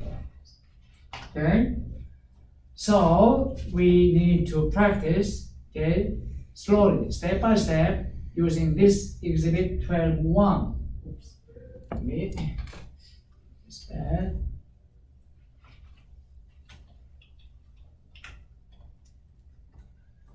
Initial outlay. Price, 40,000 or this is a summary of the information. Now, look at it. We just, there's no formula. We just entered all this information in here, right? Old machine, price was 40,000. New machine to be purchased at 75,000. Shipping and installation, old one, doesn't matter, but new machine, 6,000. Do you see that? Original life, 10 years. Old machine. Original life 10 years, right? However, after 5 years of use, you are going to replace with the new one, right? So this old machine must have been depreciated for last 5 years, right? Do you understand? Therefore, there must be some economic value remaining, correct? Do you understand that? Current life, 5 years. Original salary value, $0, but current salary value is how much? This old machine can be sold in the market at $22,000. It is said there, right? Book value is what? Book value, original economic value. I mean, what is money you paid for this old machine? 40,000, right? And how many years have you used? 5 years. Therefore, on the book, half of the value, 20,000 should be remaining, isn't it? Do you understand that? And increased raw material doesn't matter, but what about depreciation then? Old machine was depreciated for last 5 years of its use based on what method? straight line method, right? SLM. What is a straight line method? You just divide original purchase price, is called the historical cost, by economic, okay, economic, number of economic years. So that was what? 10 years. Therefore, yearly is to be depreciated 1/10 of $40,000, isn't it? Therefore, annual depreciation charge or expense is $4,000. You see that? Therefore, okay, look at this. SLN, everybody, okay, see if you can enter this one. SLN, straight line method. This is one Excel function for SLN. There is a straight line, okay, SLN. Okay, that is on page 354. That is the cost, salary value, and life. That is the formula. So we already know this, okay? Straight line method based annual depreciation charge should be 1/10 of $40,000, isn't it? 4,000, right? Make sure you find same 4,000 using this function. SLN B4, B5, that is first one. That is cost. What is B4, B5? Price and shipping.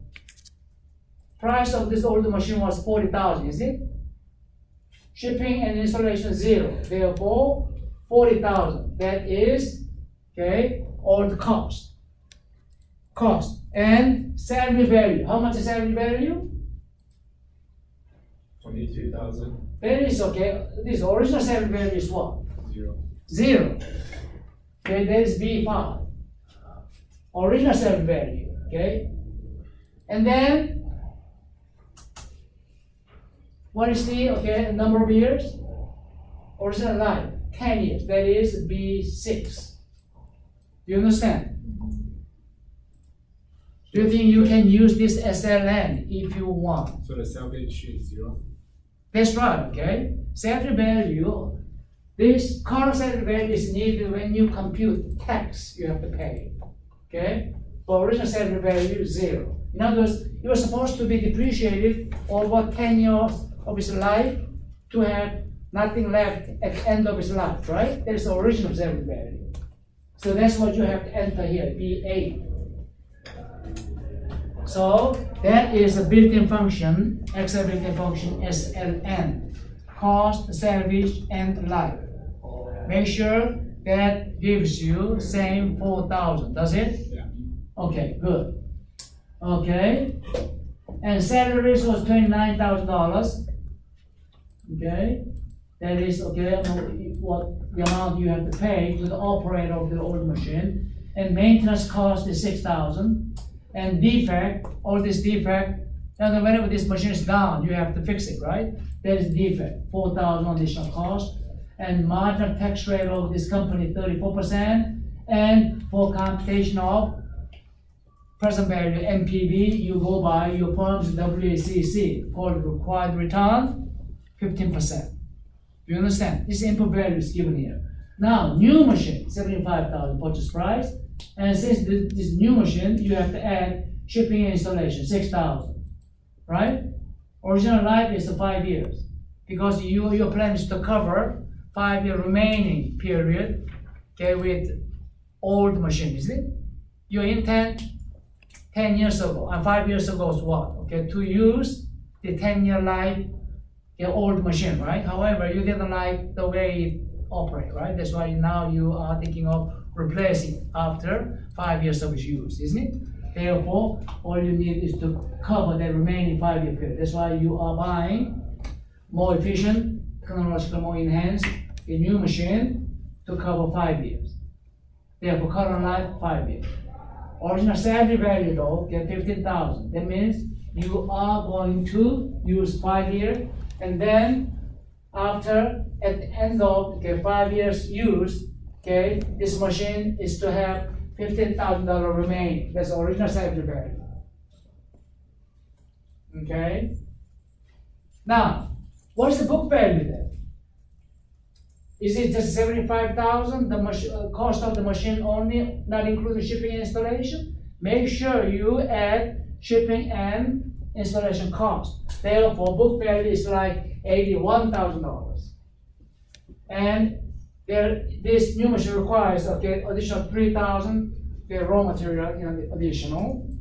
Now depreciation, 13,200. Everybody put your cursor here and make sure how it's calculated here.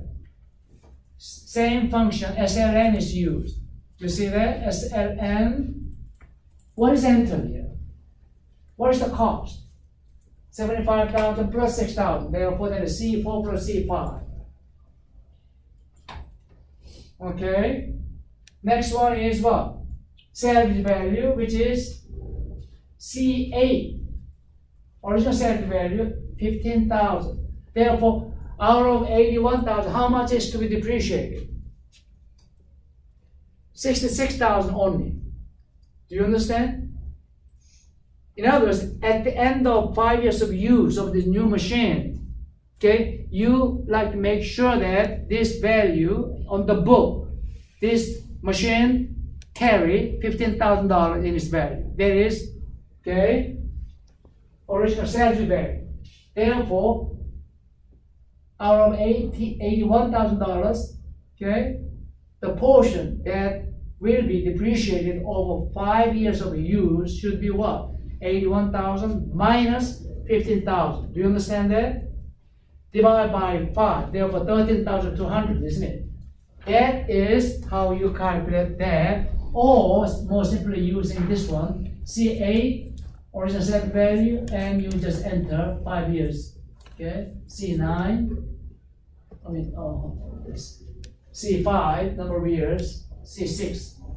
Okay, original like 5 years. Then you will find 13,200. So this 13,200 is simply this way: 81,000 minus 15,000. That will be depreciable portion of cost of new machine. That is what you have to understand. Okay. You will be using SLN function automatically. However, make sure you know clearly what that SLN function compute for you. This divided by 5. Therefore, you have 13,200. Okay.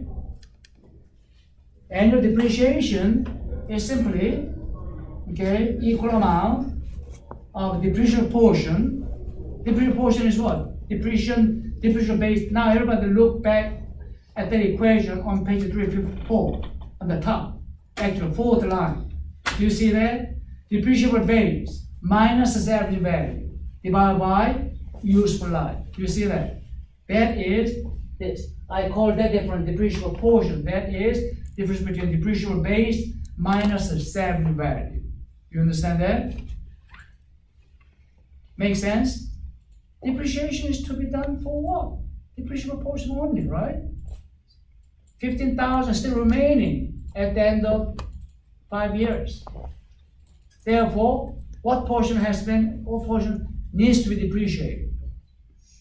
Difference between 81,000 and remaining 15,000, 66,000. That is to be divided by 5. Therefore, you have 13,200. So this is easy. Note the SLN is nothing but the cell operation, right?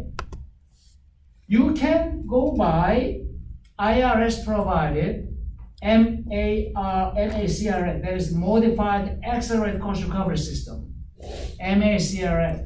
That table is on page 355, table 12.1, and IRS predetermined for all those corporations to determine year by year dollar amount of depreciation charge. That will be based on this year by year, percentage-wise depreciation. All right. So note that first of all, this MACRS table,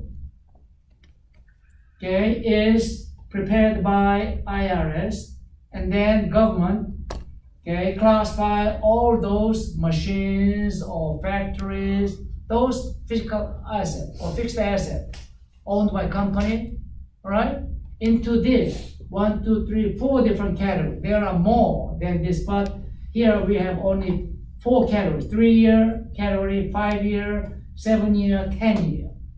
You understand? So in case of trucking company, say you have a fleet of those, okay, I mean, like you are a company like say, I don't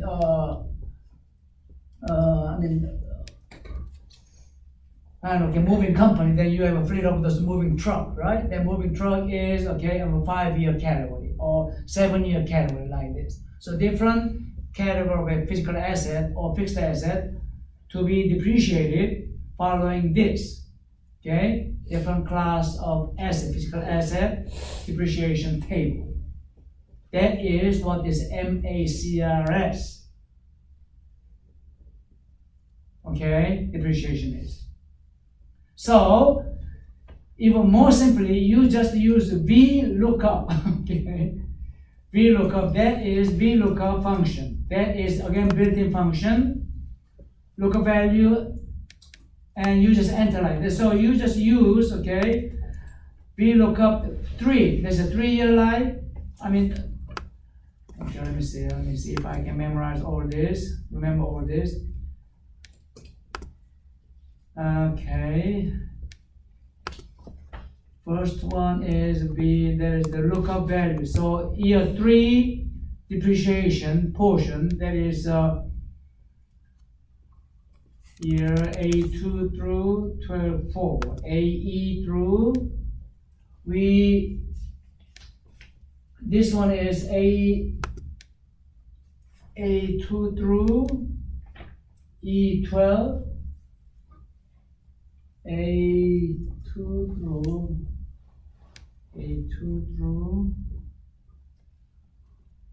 E12, A2 through E12.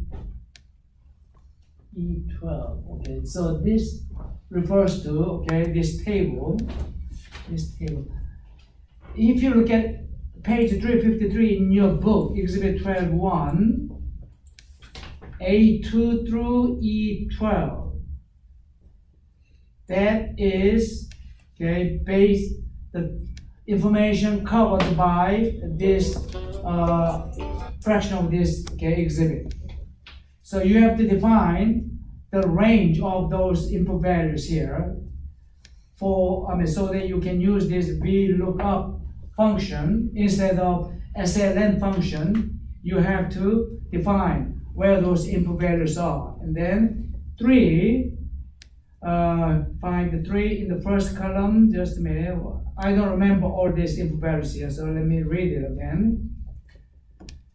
Okay.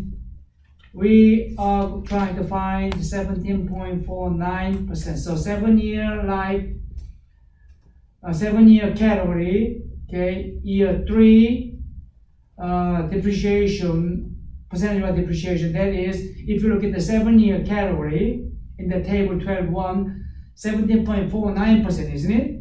So to find that 12.49, or to have your Excel pick that value 12.49%, you have to enter these input values into this VLOOKUP formula. Okay? So 3rd year, so you have to define 3, that is a year, that is lookup value. That is, okay, 3rd year value, followed by table array, that is A2 through E12. That is the range of this table. Range A2 through, what is it? A2 through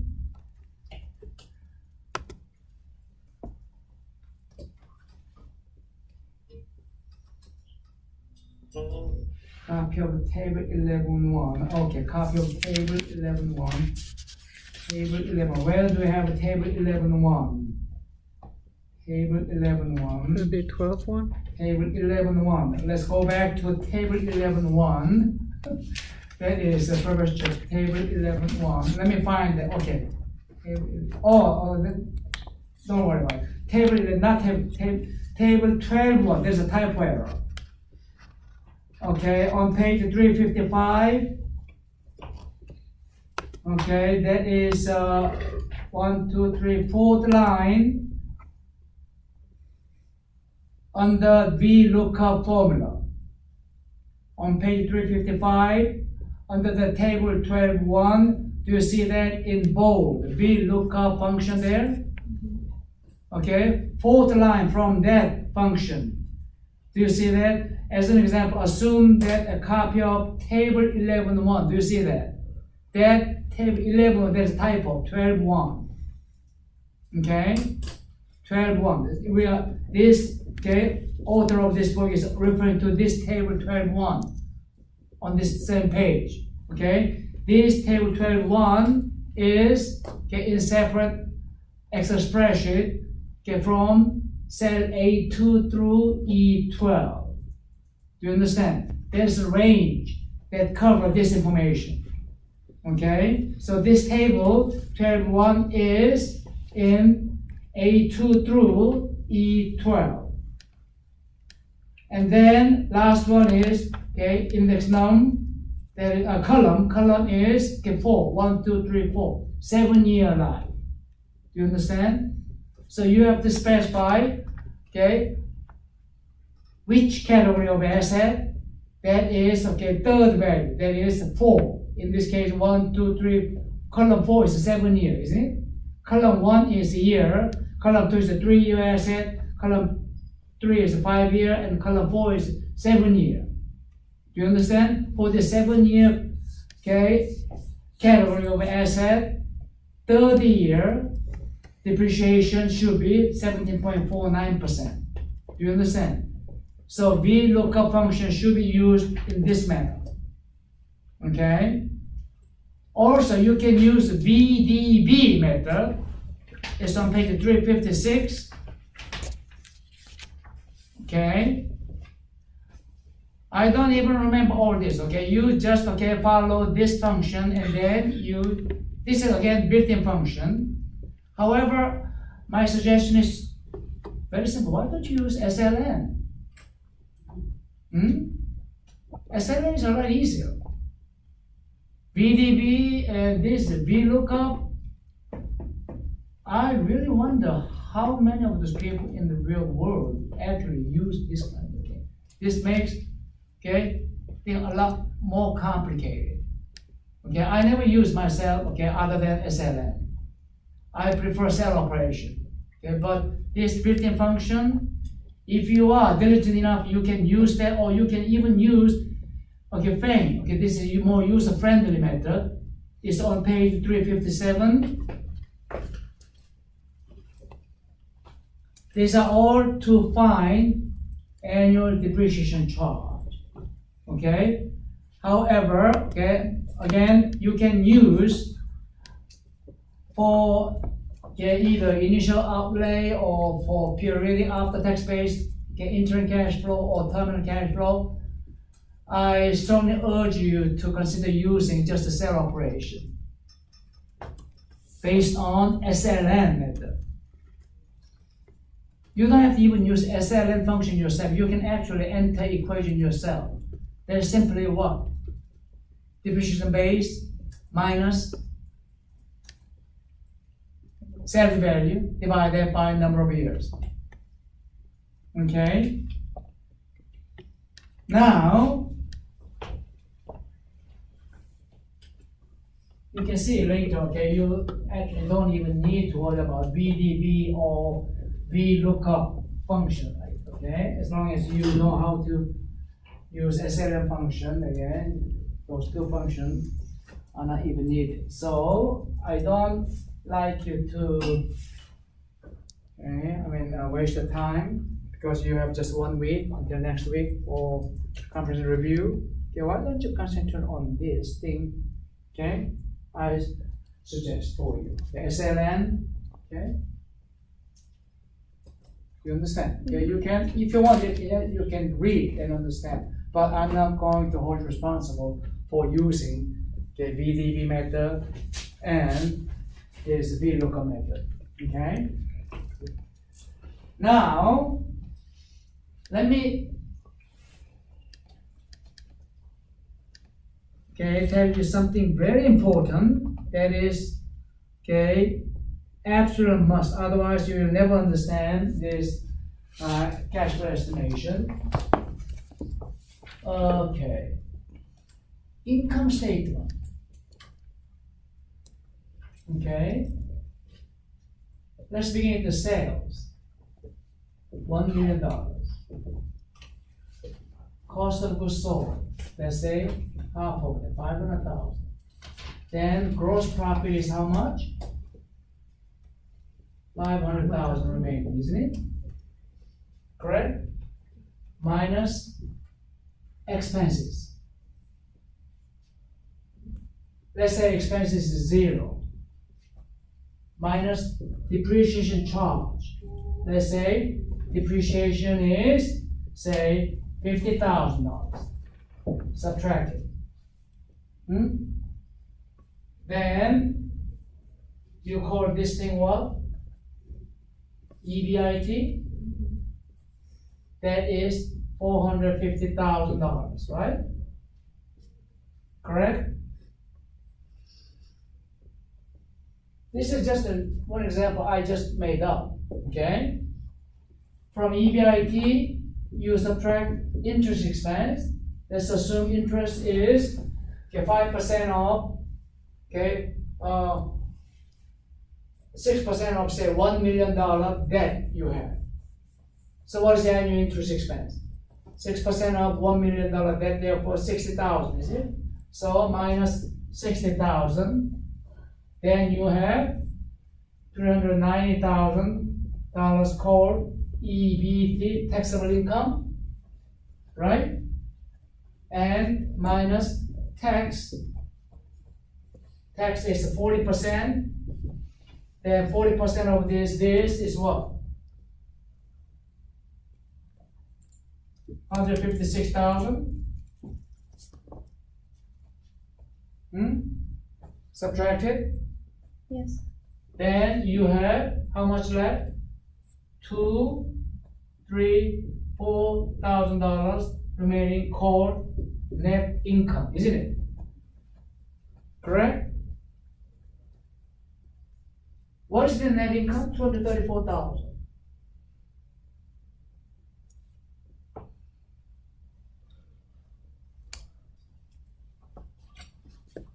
This is the net income. When you try to estimate cash flow, do you have to go by this amount? Is this net income, so earning, is it true cash flow or accounting profit? Is it true amount of cash flow available? This is net income, so this much money, made as a profit, right? Is it true amount of cash flow? For you to have this much, net income, what did you do? You subtracted depreciation, right? Is this a true cash outflow or not? Yeah. Depreciation charge is allowed by IRS to be subtracted, isn't it? Therefore, you pay after depreciation charge, therefore your taxable income is lower by this amount, therefore your tax liability is now lower, therefore your earning is now a little better, isn't it?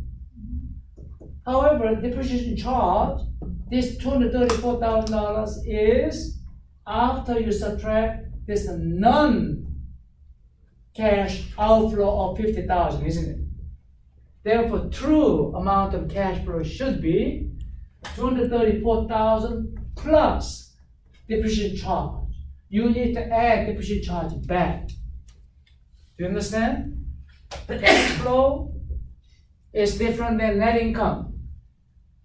To figure out cash flow, make sure you add depreciation charge back. Okay? All right, now. So now I just use this example to explain to you why. Okay? net income is not true amount of cash flow, so why you have to add depreciation charge back? What if I put this way, net income is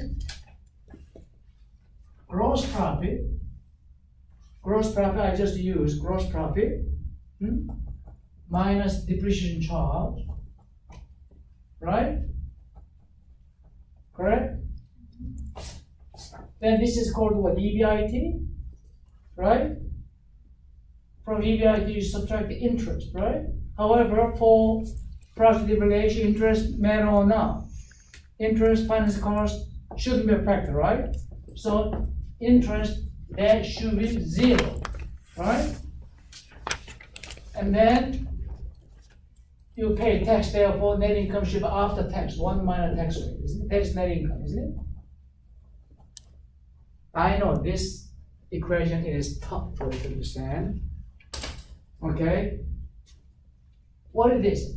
GP minus depreciation. Everybody look at the income statement you just wrote. What is the GP minus depreciation? Assuming business expense or 0. Okay? Gross profit minus depreciation charge gives you what? EBIT, isn't it? Yes. Isn't it? EBIT minus interest. It gives you a EBT, right? Taxable income, right? Taxable income times 1 minus tax rate. Isn't that net income? Do you understand? Taxable income times 1 minus tax rate. That is your net income, isn't it? Do you understand?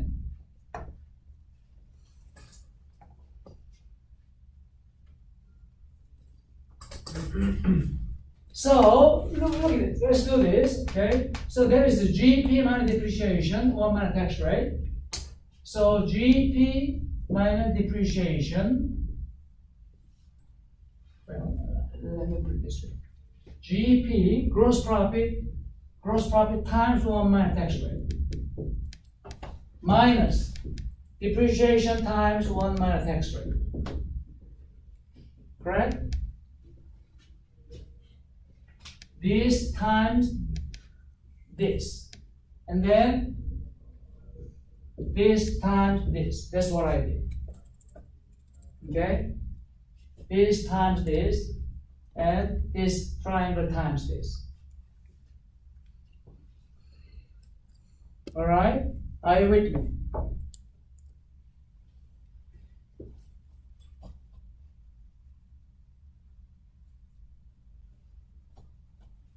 This circle times big oval, right?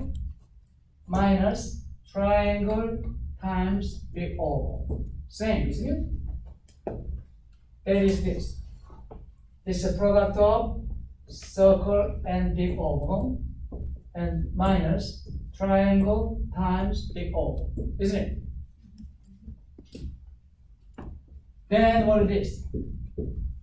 After tax gross profit minus depreciation and minus plus T times depreciation, isn't it? To show you this.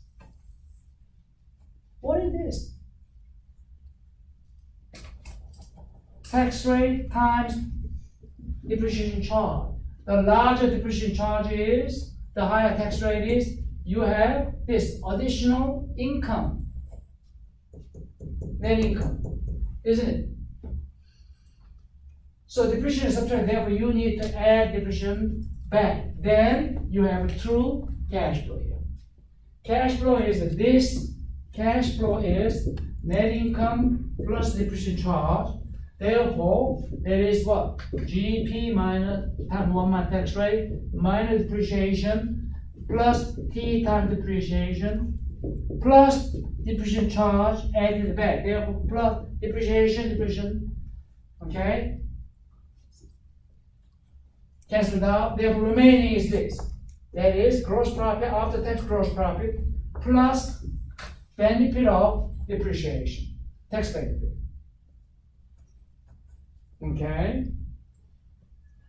Alright, so let's try to understand this picture, okay, using this relevant cash flow. Initial outlay, everybody B19, okay, initial outlay B19, okay, everybody put your cursor on B19. 62,680. Oh, by the way, I haven't explained to you.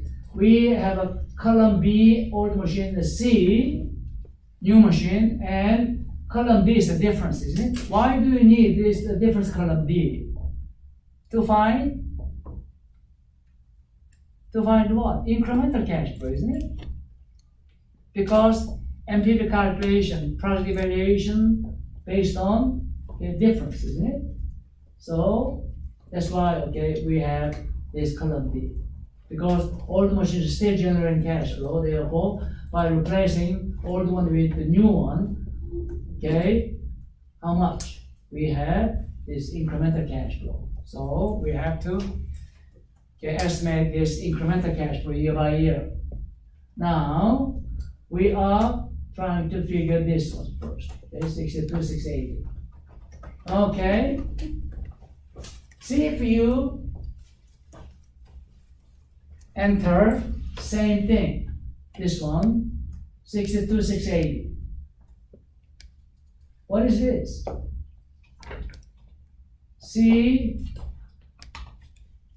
C4. See if you can, okay, I mean, use this cell operation.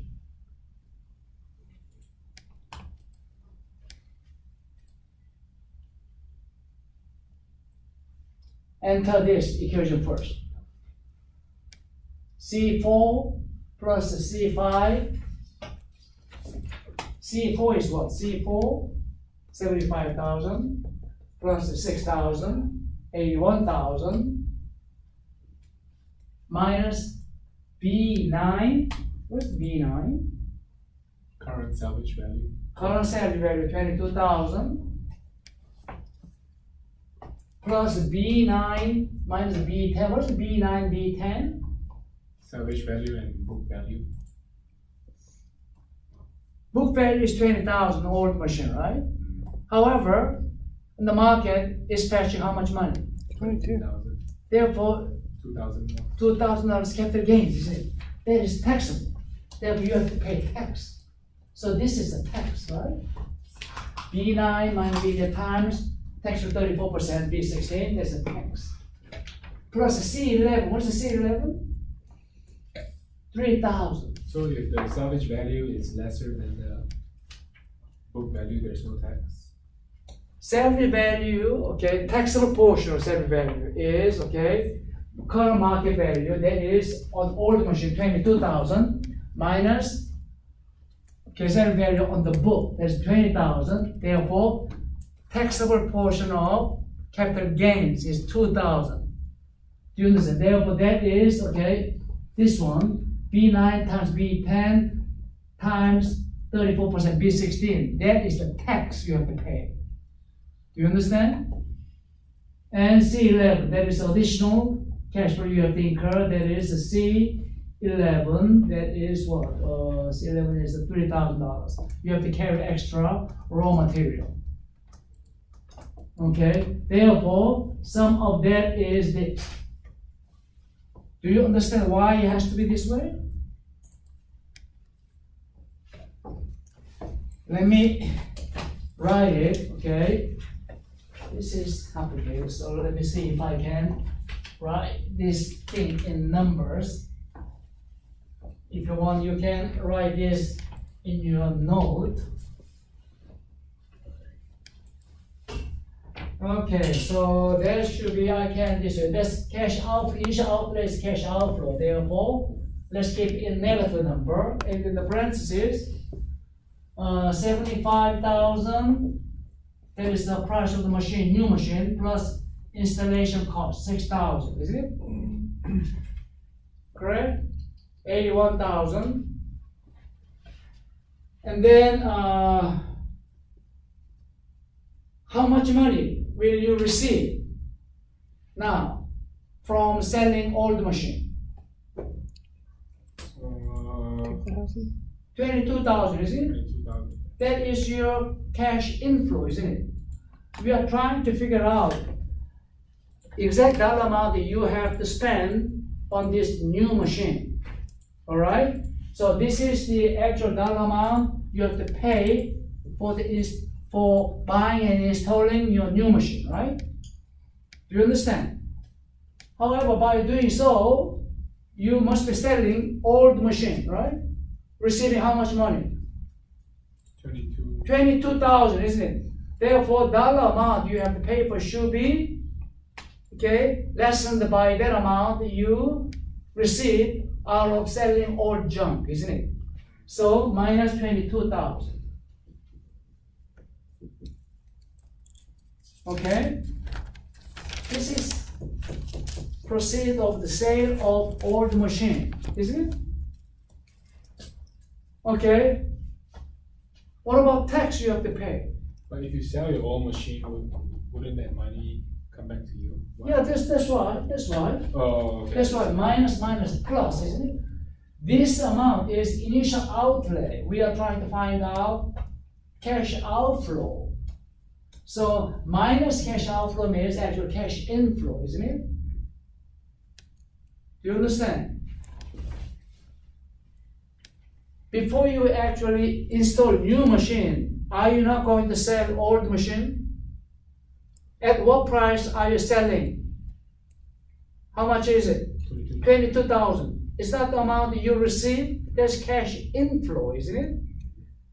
Therefore, cash outflow you have to expand times zero should be lessened by that amount you receive out of selling old machine, isn't it? Therefore, that's why, okay, this minus 22,000, the money you receive. What about tax you pay? Tax is cash outflow, isn't it? Therefore, let's add the amount of money you have to pay in tax. That is, tax is what? 22,000 minus 20,000 times 0.34. Okay, this is the tax. Tax on capital gains. And what else you need to expand? Additional $3,000.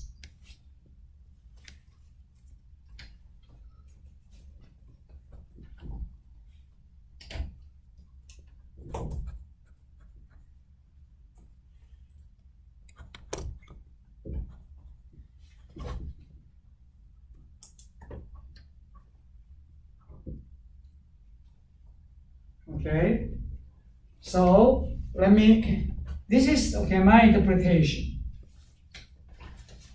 So this function you entered in this cell is in fact this. So C4 plus C5 is this. This is, okay, total cost of new machine. Correct? Machine, price of machine plus installation, isn't it? Therefore total. That will be lessened by the amount you will be receiving out of selling old machine, isn't it? That is 22,000. Do you understand? However, upon receipt of $22,000 out of a sale of old machine, you have to pay tax on it, isn't it? Tax you owe is this, $680, isn't it?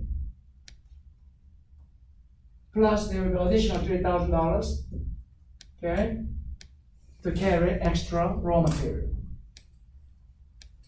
That is the total amount of money you have to have at time zero. Do you understand? Yeah. Okay.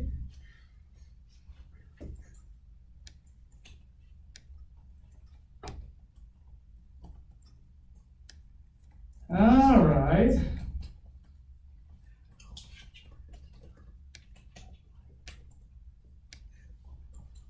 What about the annual, okay, after tax, periodic cash flow? That is, here you go. Let's put cursor here. B20 here. Old machine. B20, okay.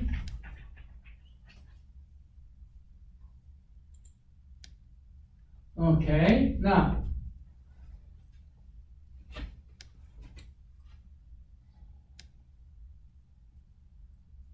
Okay, see, one.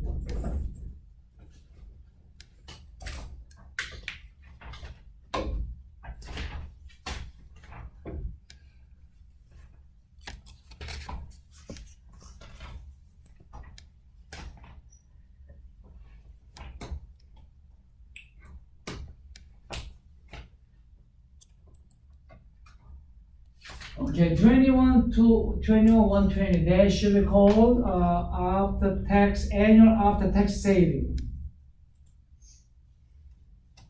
Okay, annual after tax saving. Everybody enter this equation first. Sum D13 through D15, 1 minus tax rate. D13 through D15. 13 through 15 is what? It's D. Salaries to defects. D13 through, What's the difference? there is annual tax saving. The differences between the old and the new. That machine. is what? Okay, this is the, That's depreciation. no, this $29,000 is the salary you need to pay for the operation of all the machine, right? However, that will be saved, isn't it? So 29,000, and then, Why would we not need a person to run the new machine? Just out of curiosity. okay, it's just a minute, okay, I mean, let me straighten up, okay, my thought, okay? It's complicated, just a minute.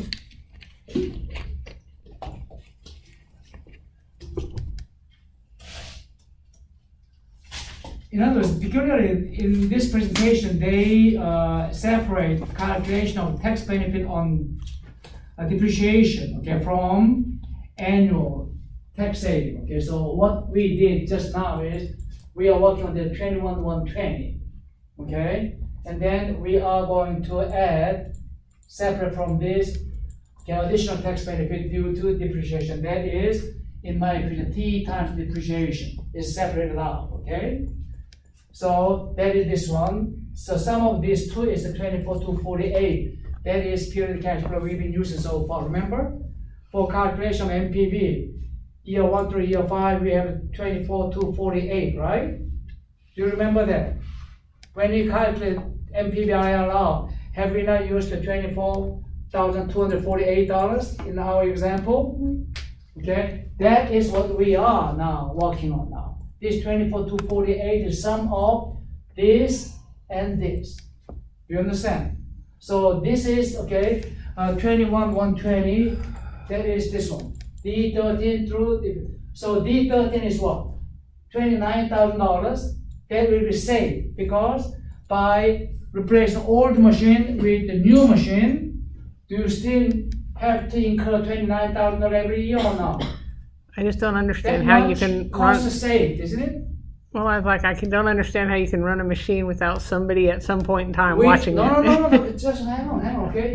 $29,000 is what? Salary you have to pay for continual operation of all the machine. However, all the machine is to be scrapped out, right? Therefore, $29,000 will be saved, isn't it? Cost saved is equivalent to cash inflow. Do you understand? But my point of this is, and I know this is an example, but machines don't work by themselves. Because that $29,000 is salary. Listen, don't forget, we are trying to determine whether replacing old one with the new machine is good or bad. To do that, you have to figure out how much, okay, cost that you used to incur will be saved. Well, I understand that, but that $29,000 is a salary. Okay, so that's some individual working on that machine. Yeah, you don't need that person anymore. So, If you so replace you, with new machine, that person will be gone. so you need no one to press a start button. You need no one to. All the machine won't be used at all. You're missing my point, but No, you Proceed. missed my point. No, come on. Okay? my point is there's no machine that runs by itself that doesn't take new anybody. Machine. New key is new machine. Old machine is to be gone. I understand. Old machine's gone. I'm just saying I have yet to find any machine that solely works by itself that you have to pay no labor to get it working. No. Okay.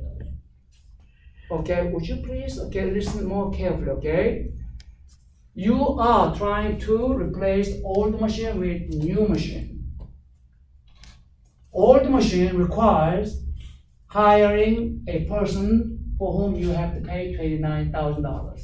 However, if new machine is installed, do you still have to pay that much money to this person? No, old machine is not used at all. Therefore, point here is the cost saved is same as cash inflow. I understand what you're saying. After tax basis cash inflow. So $29,000 first. Now, next item, number 4, row 14. Come on, just hang on, be careful, okay? 14 is for maintenance. Old machine, okay?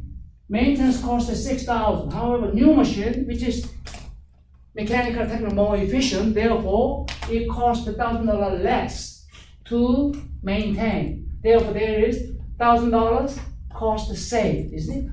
Cost saved every year, $1,000 is same as cash inflow. Do you understand? So we have $29,000 cash inflow coming in the form of saved cost on operator and $1,000 additional cost saved on maintaining more efficient machine, $1,000, and defect. Old machine, okay, may stop due to out of order, $4,000 to fix it. However, new machine still, okay, may stop, but okay, it costs less, $2,000 less. Therefore, $2,000 cost saved is same as cash inflow. So sum of all this, okay, times 1 minus tax rate. That is this one. That is after tax is titled to be, make sure you understand this, okay? On page 357, annual after tax saving at the very bottom. Do you understand? Make sure you understand what this 21,120 means. This is in words, annual after tax saving. Annual after tax saving is same as cash inflow, isn't it? We are trying to estimate how much cash you have by out of this project that involves replacing old machine with the new machine. Cash inflow will be available for your company in the form of what? Cost saved. Do you understand? Are you with me now? Yeah, I've always been with you. You're just not with my logic here. No. That is okay. But don't even think about that kind of logic. That is irrelevant. And then make sure you understand what we are doing here. We are trying to estimate year by year cash flow. I got it.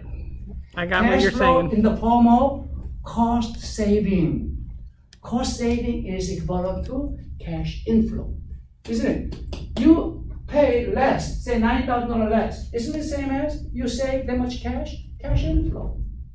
Okay, so for this project, cash inflow year by year, and capital budget should be after tax basis, isn't it? That's why it's called annual after tax saving. That is same as after tax cash inflow is this. Okay, now you shouldn't forget to add tax benefit due to depreciation. I told you, okay, this is separated. So depreciation is tax, okay, 3128. You will be doing this kind of thing with your end of the problem. So make sure you understand this clearly. That is what? D12 times B16. B16 is here, 34% tax rate. What's the D12? Look at the D12. Depreciation charge, difference. First one, 4,000. New one is 13,200, isn't it? So difference in depreciation charge is 92,000 cash outflow multiplied by 0.34. Okay, therefore that is 31.24. Okay, that is changed to minus. That means there is there you like the 92,000 depreciation charge. However, that is negative. Parenthesis means okay is a negative number, isn't it? However, that negative number is again expressed as one minus, isn't it? That means it's a benefit, isn't it? Minus and minus is plus, isn't it? Therefore, that is 31.28. This is positive. Do you understand? Therefore, sum of these two will give you 24 to 48. All right. So we estimated initial outlay and periodic cash flow, and lastly, terminal cash flow, $18,000. That is given, 18,000 terminal cash flow. So if you look at the page 358, table 3, everybody turn to page 358, table 3, not table 3, exhibit 3. Do you see what we just covered? So this portion of spreadsheet you just copied is in fact, okay, in exhibit 12.3. Do you understand? We just estimated, okay, basic input values that you need to compute NPV IRR, right? We just use this number given to compute NPV IRR, remember? Okay? Actually, those figures, okay, we use to compute NPV IRR, in fact, has to be estimated this way. That's why I keep saying this estimation process is even more time consuming, not difficult, but get complex. Okay? All right now. And then using NPV, IRR, and payback period, discount payback, we just calculated. We did all this, right? 2.58. Look at this. 2.58. We calculated manually. Can be calculated, can be used this one. If you want, again, you can use this function. This is okay, built-in function. Chapter 12 worksheet, Excel, fame. This is what you copied, right? It's available in macro. Okay, you can use this one. But look at this equation. Are you going to use this one? Why don't you just compute payback period using cell operation, or even manually? It's even easier, right? What about discounted payback? What formulas used? Again, you get chapter 12 worksheet Excel, fame, payback. You can use this if you want, but this is not okay. I mean, anything I like to lecture here. This is, and no, other textbooks don't have this kind of thing. This equation is just for this textbook only. Okay. However, okay, I like to guard you against yourself that you fall in love, okay, using this kind of thing too much. Okay? This is available only for this project, only for this textbook. This author of textbook provides you with this function. However, more importantly, you have to know how you compute 3.53. You understand what I'm saying? Okay? So if you want to find correct answer, you can use that using the function, okay, available at macro, or you can use your own function, okay, as you learn. Okay. What about NPV? Let's see what functions used for this. You just check, okay. Is that what we calculate previously? 27,552 NPV. What NPV was found before? 27,552. 27,552. We found that. Okay. Let's see. What functions used, okay, in this spreadsheet? Okay, here. NPV, is that the same function you used? Look at this. B17, what is B17? Required rate of return. Rate first, right? You have to enter first, rate. And then cash flow is what? D20 through D24. What is this? D20 is initial outlay. And D24, that is terminal cash flow, isn't it? You just define array of, those cells where you have those cash flow information, isn't it? So cash flow should cover initial outlay, period cash flow, and terminal cash flow, isn't it? Do you understand? So this MPV function, okay, this is used by all the books. Everybody use this one. So you better get familiar with this, okay? You define in this cell D, from D19 through D24, you just enter cash, initial outlay, cash inflow, and terminal cash flow, 18,000 added to year 5, 24 to 48. Therefore, you have 42 to 48, right? My point is, so far what I emphasized was how to estimate each component, 68 to 68, initial outlay. Fidgeting, okay, those complex looking formula. Do you understand? However, to compute this kind of annual tax saving, depreciation tax benefit, okay, you can use this kind of, only this textbook provided special function if you want. However, more importantly, I'd like you to understand how this thing has been calculated. Not necessarily using that, okay, unique function provided by author of this textbook. Okay, now what about this, PI? Is that what you use? Yes. PI, that is profit index, that is the present value of cash inflow divided by initial outlay, right? There was 1.44. Was it verified? Yes. Okay. What about internal rate of return, IRR? What kind of function is used? This is easy, right? We learned this in chapter 8. Internal rate of return. However, applied to this, okay, cash flow information or cash initial outlay and internal cash flow and terminal cash flow, you estimate it. Look at this, D19 through D24. What does it mean? D19, this is the key, okay? This is the key, isn't it? We used what, okay? In my table, okay, at the beginning of tonight lecture, we used what? This information, right? That is in fact had to be estimated in this following this kind of lengthy, kind of complex procedures.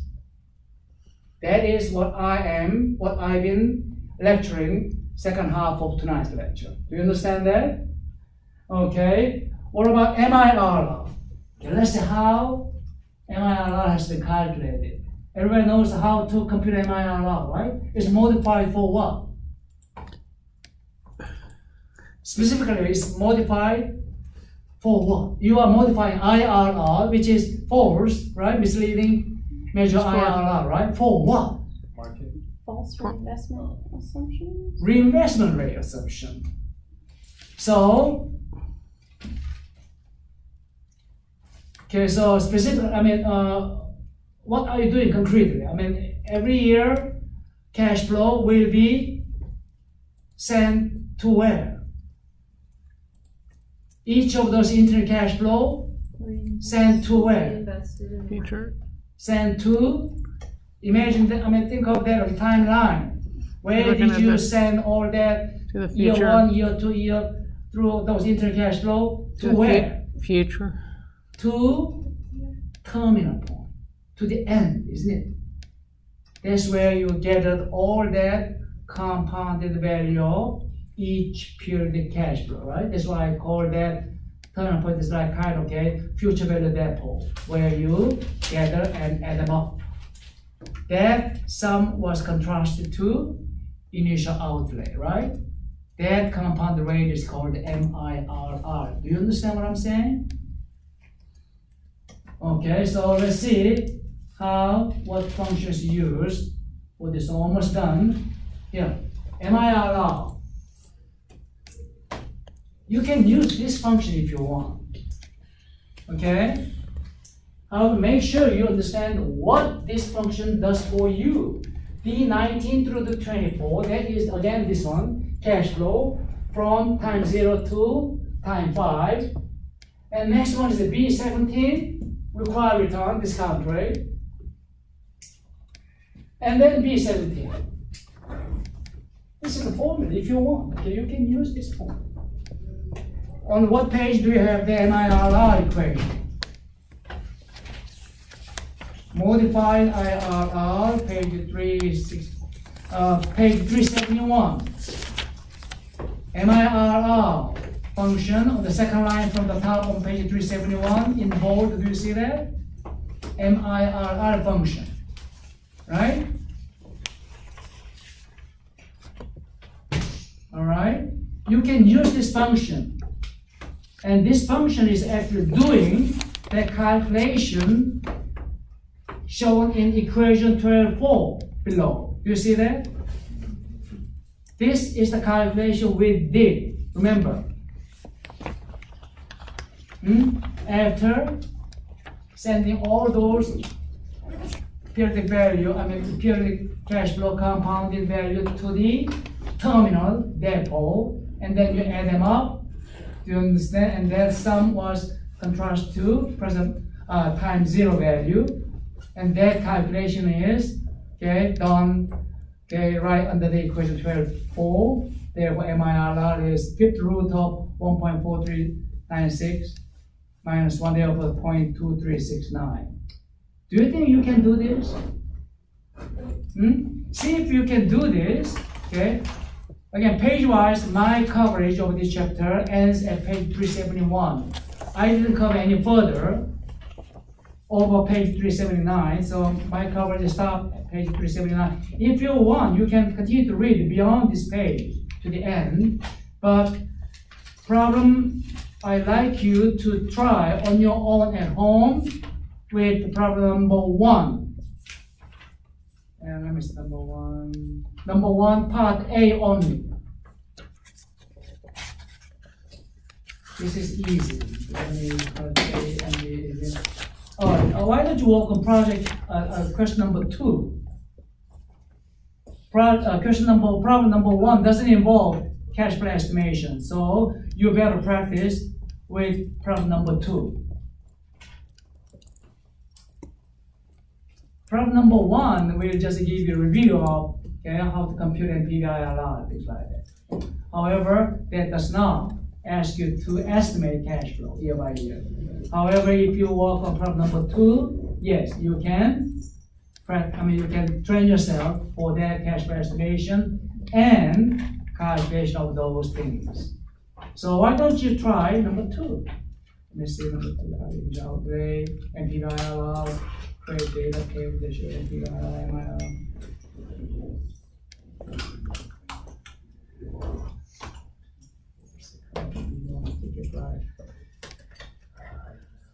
I like you all to be able to answer part A and B for problem number 2 no matter what. C and D can be asked if I ask you this kind of question, should be optional. A and B are absolute must, C and D are optional. So, you have freedom of going over all of them, A, B, C, and D, or you can work on part A and B. Okay, we are going to go over this problem number 2 as a review of this material, chapter 12, together in class. Okay, this is now optional homework problem. You don't have to do it, but you can give it a try before you come to class next week. Okay. Problem number 2 on page 385. That is the end of chapter problem number 2. If we have more time, then we can go over problem number 3. Okay. All right. Thank you all for coming and staying until this late. And sorry I gave only 5-minute long break, but luckily we could finish this lengthy chapter. Is there anything else we can review in preparation for the review next week? As soon as we finish this problem number 2, because I will start answering any question you have. So see if you can give yourself kind of early start. Try to be early bird, okay? How many chapters you are responsible for your final exam? 3, 3. They are 10, 11, 12. 10, 11, 12. The Jung, Why don't you study on your own chapter 10 and 11 material so that you ask many questions next week during our review session. Yeah. Are you gonna give our midterm back that paper? You mean, Because you said there's some questions from the midterm. I said this exam is not comprehensive. You said that some stuff that sort of questions come up. I think well then it's not included on the final exam. I made that up. I made up the final introduction this afternoon and I didn't include the part. Just for 10, 11, and 12. Okay? For the 11. 11 is also a So we have to do problem Mhm. 1A and 2A and B. Just to maybe I see a deal option. But you Do basically one took one off. I don't understand what you're asking. Chapter 11, chapter 11 of the So coastal cancer is it chapter. extra credit or do we have to do it? Optional question, that was optional nothing. question, that was Just optional practice. bonus question. Yeah. It's good to have practice anyways. There's number 2.